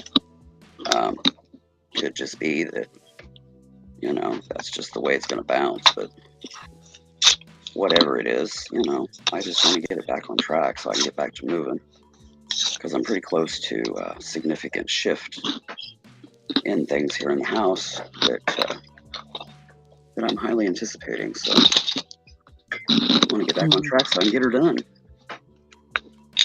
Let's see if I can get her. She come back in. Hey, MKT, how you doing? But No. I don't see the sense in putting it on. I gave it a bit of time so that I could confirm, and that I just hadn't overdid. Right. But yeah, it's definitely ready. So am I looking forward to that? No. The process of the ablation is not the ablation itself, but the process of is pretty excruciating for me, because I have to lay on my herniated stomach and the scar tissue adhesion pain and stuff that I get from previous surgeries, and hold absolutely still for no less than a half an hour. Can't turn your head, can't lift your head, you can't move, because you have 3 probes pushed into your spine. And there's a pretty significant prep time. The actual procedure itself, when they actually do the ablations, like 3 to 5 minutes, but the prep time, getting everything lined up and doing the little test ones and stuff to see the tolerance and stuff, that's what takes longer. That's the majority of the time. And then once they're done, you lay still for a little while. I think probably mainly to Okay, to Linda. monitor Thanks for for hanging bleeding. out, sweetie. Oh, all right, Linda. Well, take care, hon. But yeah, they have you lay still for a little while after, just a couple 3 minutes, but seems like a lifetime at that point. Probably to check for bleeding, and while they're doing that, you can move your legs and stuff. So I move those and check for sensation and all that. Kind of start assessing to make sure that everything's going to work, and then do it again once I sit up. I sit on the edge of the bed there for a little while. They check blood pressure and blah, blah, blah. While they're doing that, I'm assessing, making sure I got feeling clear down to my toes and blah, blah, blah, so that I don't stand up and have a leg buckle. But yeah, that laying out, because they put a pillow under your abdomen, so you have increased pressure on the abdominal area. And I have a hernia, and I have adhesions from previous hernias and surgeries that don't like me laying on my stomach. So yeah, and that's where they got to put you.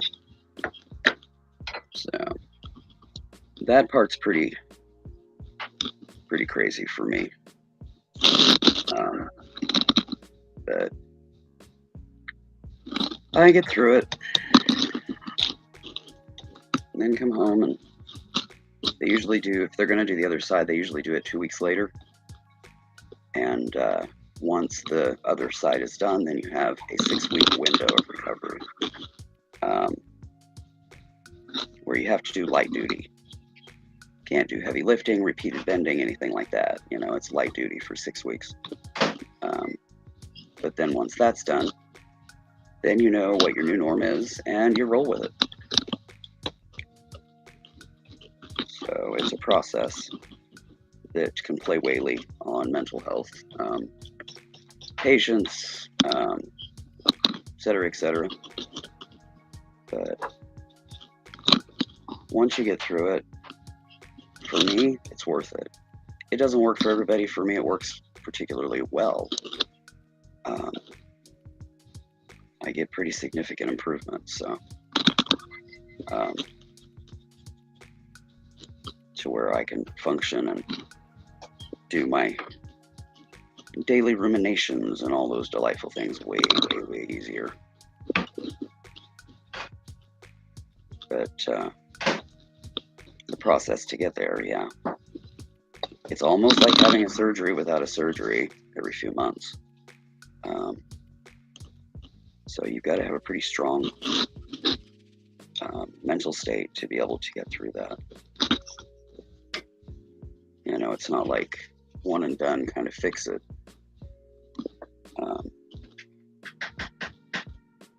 Which can be taxing, you know, mentally and emotionally.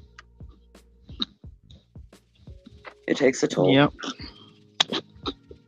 But if it keeps me mobile and keeps me active, at least somewhat active, you know, I'll take it. Because, you know, that's important to me. So I've done long-term and extreme pain because of the spine. Quite a bit here since 2020. And yeah, I don't do well. So this is the worst of the two evils, basically. So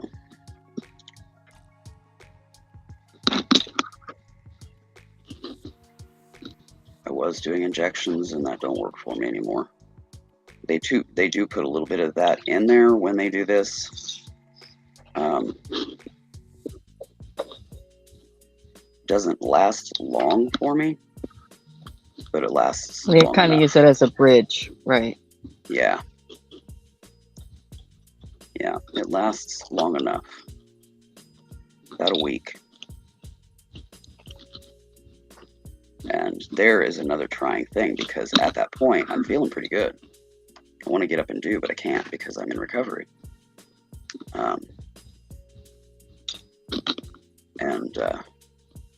You know, so that's the second phase of better have a strong fortitude to get through it, because yeah, you feel good, you want to get up, you want to do, but you can't. You know, whereas before you want to feel good, but you don't. So, but, you know, you get through the procedure, then you get through that, you know, that feeling of situation, and get through the recovery, and then you feel good and you can go. Nope. Pinky waving back at Yay, you. the best part. Yeah, because in the Well, I process know of there's doing people all that have that, thought you can about hurt blazing, yourself. they were scared of it or whatever, and I'm just putting that out there, so folks can kind of understand what the steps are, what it's going to take, you know, what you're going to go through for it to weigh for yourself whether or not it's something you want to go for. You know, they don't tell you about that stuff. They don't, and a lot of people don't talk about it. And I want to put it out there so people have the real scoop, so that they can make a wizened decision and not, you know, not willy-nilly with no idea what you're going on. No, MKT, I have an umbilical hernia. Sis is the one with the hiatal. But I've had at least 5 other significant hernias all at once after a gallbladder surgery. A little over a year later, I had to go back because where the Davol line was put in, it shredded. Where the gallbladder was removed, it shredded. And then it shredded peripherally from there, that area. And I literally had 5 huge holes in my muscle wall all at once, and everything was outside of the muscle wall. So they had to put everything back. Yeah. But that times 5 hernia surgery was a fraction of what the actual gallbladder was, because the gallbladder about killed me, and then I was brutalized in the hospital, and I was injured in the hospital, cold cocked on the head by a IV pole with one of those solid steel narcotic IV distribution lock boxes on it. The lockbox clocked me on the head because the gal taking me down for an x-ray didn't change the IV bags over to a pole on the wheelchair, decided to roll the pole from my bedroom, or from my, patient room, down to x-ray with the wheelchair.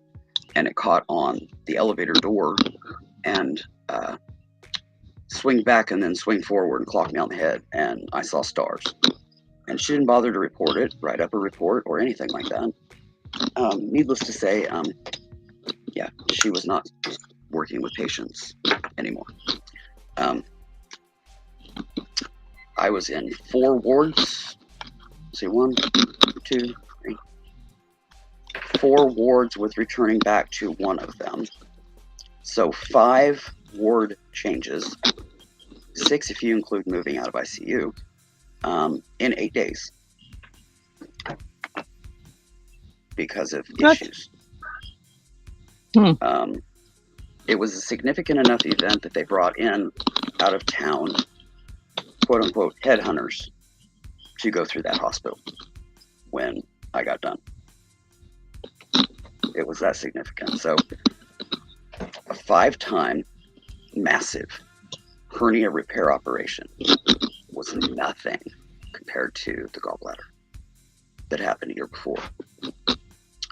And with 5-time massive hernia repair operation, I was out yard selling the next morning. Mind you, I couldn't bend. I had to carry my grabbers, and I had a friend with me, and she would bend to pick something up if I needed her to. But yeah, I was out yard selling, which means I'm in and out of a car and on my feet, and I was fine. I was fine with that. I had to take a nap when I got home, but I was fine.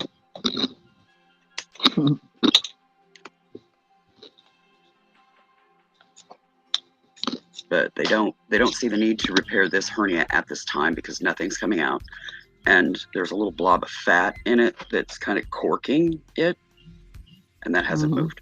So, but if I lay on it, and I run the risk of tearing it more. So having to lay on my stomach during the procedure of the ablation, it's painful. My spine don't like it. My gut don't like it. The scar tissue from all the adhesions from all of the repair that I had to have done, and the gallbladder surgery and everything, don't like it. But I endure it to be able to function,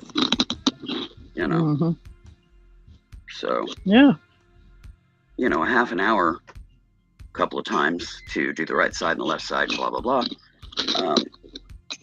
is nothing compared to everyday chronic severe pain from the spine, which I live with chronic severe pain because I have bad joints, I have degenerative joint disease, osteoarthritis, bursitis, I've got torn tendons, I've got tendons that are gone, that have snapped, and there's no way to repair because they can't do any of that on me.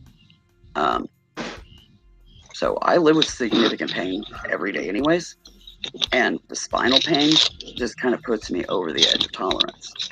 And they have said that they don't understand how I can walk and function with all of the other stuff going on in my body aside from the spine. How I function the way I function, where most people would be laid out in bed, you know, gibbering and drooling, but I'm up and walking and moving. The spine, on the other hand, kind of put me over the edge, and it's harder to think and process. My memory's not as good. My sleep isn't near as good, you know, and it takes a toll. So I endure those 2 half-hour segments of getting that ablation done to remove the majority of that and be able to function back at my pre-spinal issue level. You know, so yeah, my chronic severe pain is pretty significant, and I do it without narcotics. So I'm not, you know, doping up and all that, trying to manage. I take over-the-counter Tylenol, and I take a supplement called sea cucumber because I can't do aspirin derivatives. Right. I can't do the anti-inflammatories like ibuprofen and so forth. But I have found that sea cucumber, it's basically ground up and put in a capsule, you know. Sea cucumbers are basically ocean bottom dwelling little worms. Well, they're not little, they're, you know, like the size of a friggin' football, some of them. But anyways, yeah, they have pretty significant anti-inflammatory properties, and I take that, and it does the trick. So, and I don't have the stomach issues. So, my stomach was That works. pretty much destroyed by aspirin-derived anti-inflammatories years ago. I have to take medication every day just to be able to keep my stomach behaving. But, Me too. Because of medications, yeah.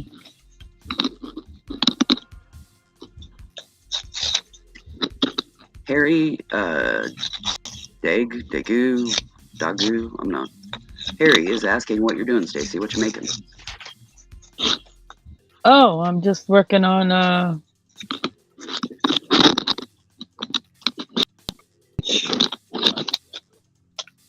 in the journal thingamajiggy. Yeah, I think she's working on a junk journal. You know, he's been. Don't worry about typos, Harry. It's all good. We all can read, you know, typo, yeah, ism, language, whatever you call it. Taiwanese. Yeah, Taiwanese. There we go. I knew there was something, but it wasn't popping into my brain. But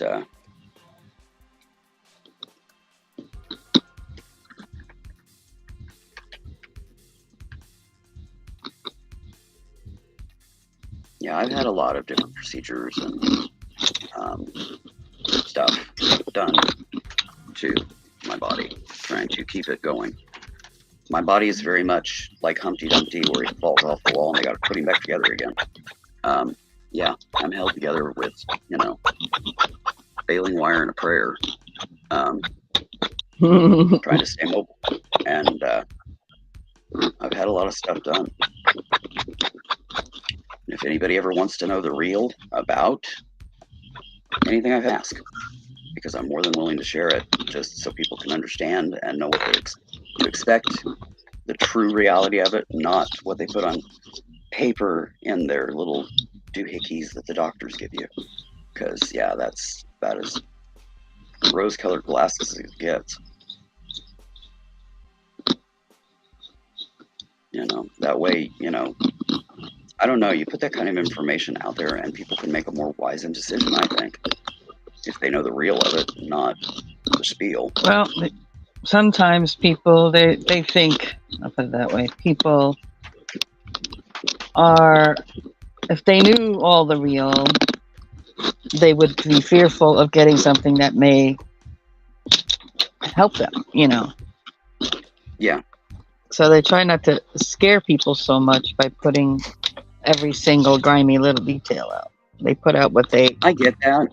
can and generalize a little bit of it, a little bit more, so that people are like, oh, okay, you get, oh, you may develop IBS. Okay, well, they don't tell you exactly what IBS is, but, things like that.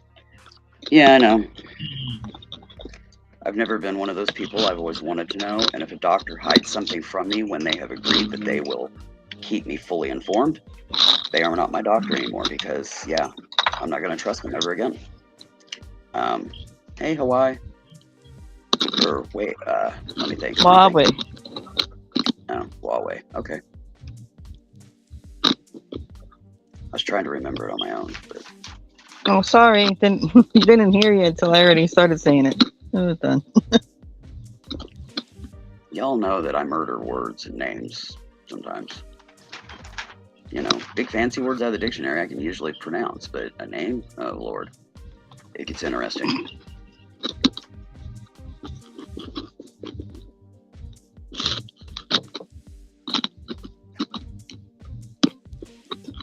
What you doing, Table? Table, what you doing? All right. Huh? What you doing?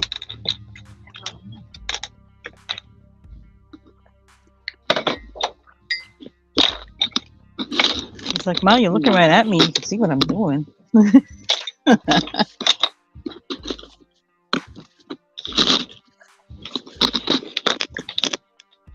Let's fold this.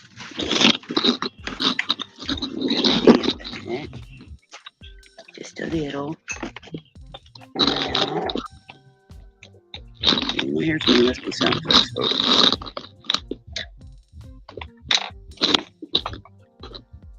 You gotta take medicine for your tum-tum. I know you don't want it. Nope. Yeah, Harry. Me too. But I hate to say it, a lot of people don't wipe down, but I got it. They want it sugar coated. Okay, I'll be right back. I gotta go wash my hands because I got sticky medicine on me. Now, Aspen was getting sick, and I'm giving her a 3-day of Albon to settle her GI tract, because it's probably due to the stress of the alpha being sick, and she's probably got a hairball knocking around in there that needs to go. But this stuff is sticky, so I gotta go wash my hands real quick. I'll be right back. Mm-hmm. Okay. Trying to hit the mute button without getting my mouth sticky here.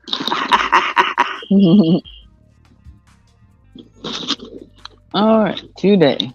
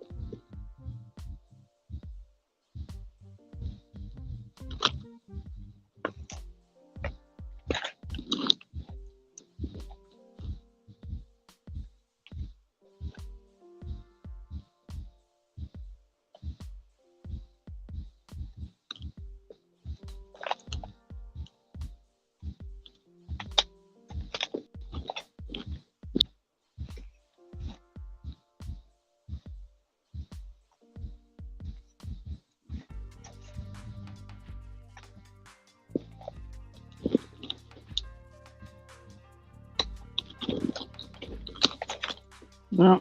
1, 2, 3, 4 more. Well, 3 more left to go. 1, 2, 3. No, 4 more left to go.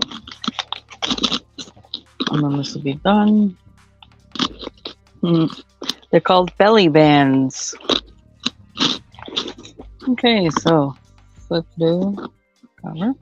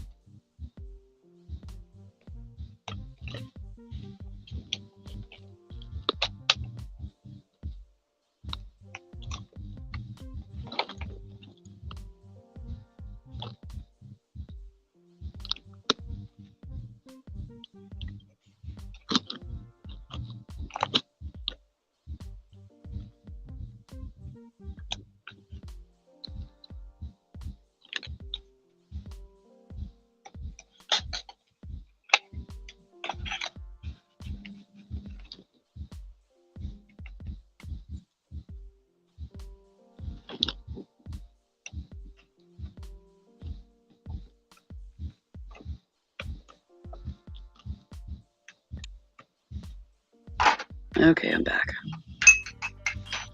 Oh, that was cool.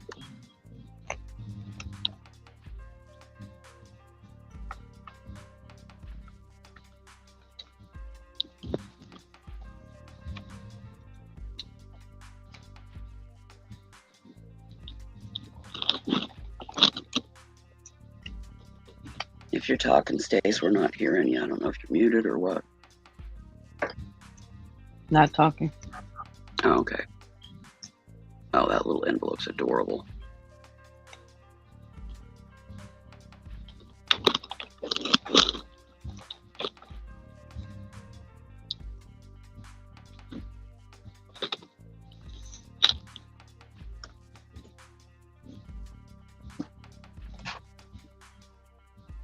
All kinds of neat little detailed doodads.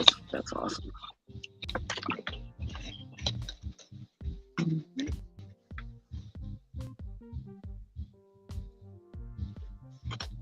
Well, I do have an update on the school shooting.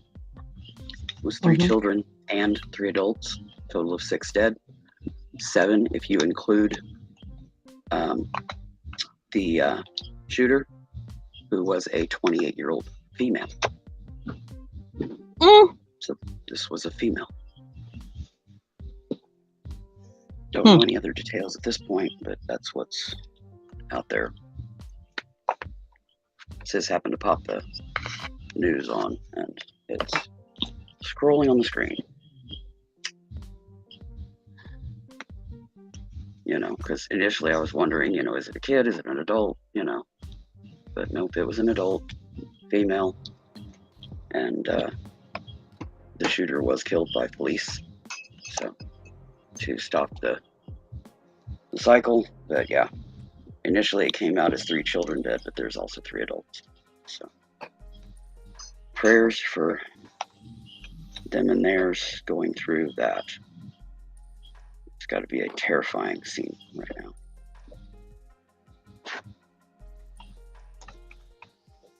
I believe they did evacuate the school because they did open up a church nearby where parents could collect their children. They opened up a church as a safe haven. And that got them out of there so that they could clear the scene and do their investigation and get them home.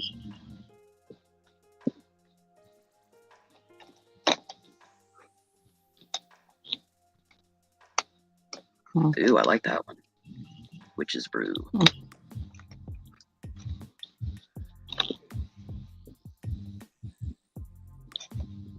No surprise in there yet. This is just center journal.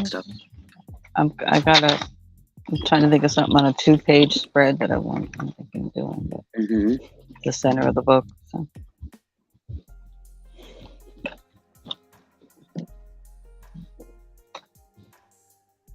That is coming together so nicely.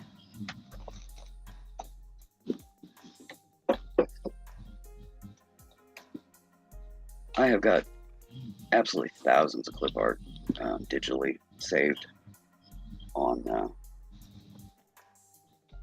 CDs that I burned them on.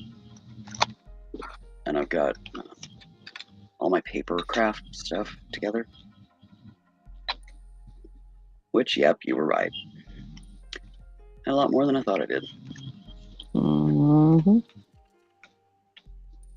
I've got stamps, and I got punches, and I got stencils, and paper, and yeah. Once I get my craft room together like I want and stuff, then I can sit down and, do something like that. Right now, everything's too in disarray. You know how it is when you're redoing. It always gets worse before it gets better, and then just suddenly it starts coming together.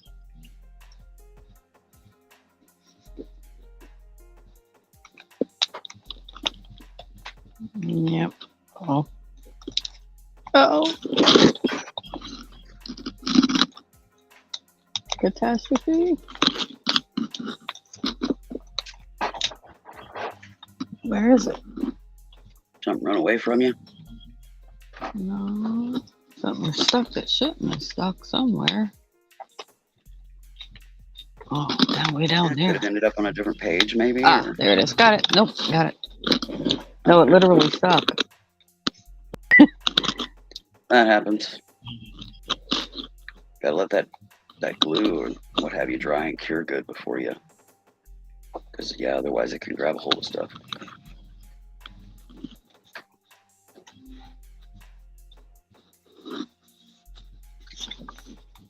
Have you ordered any of the awesome paper craft goodies from Temu? Mm-mm. Talk about a dangerous website.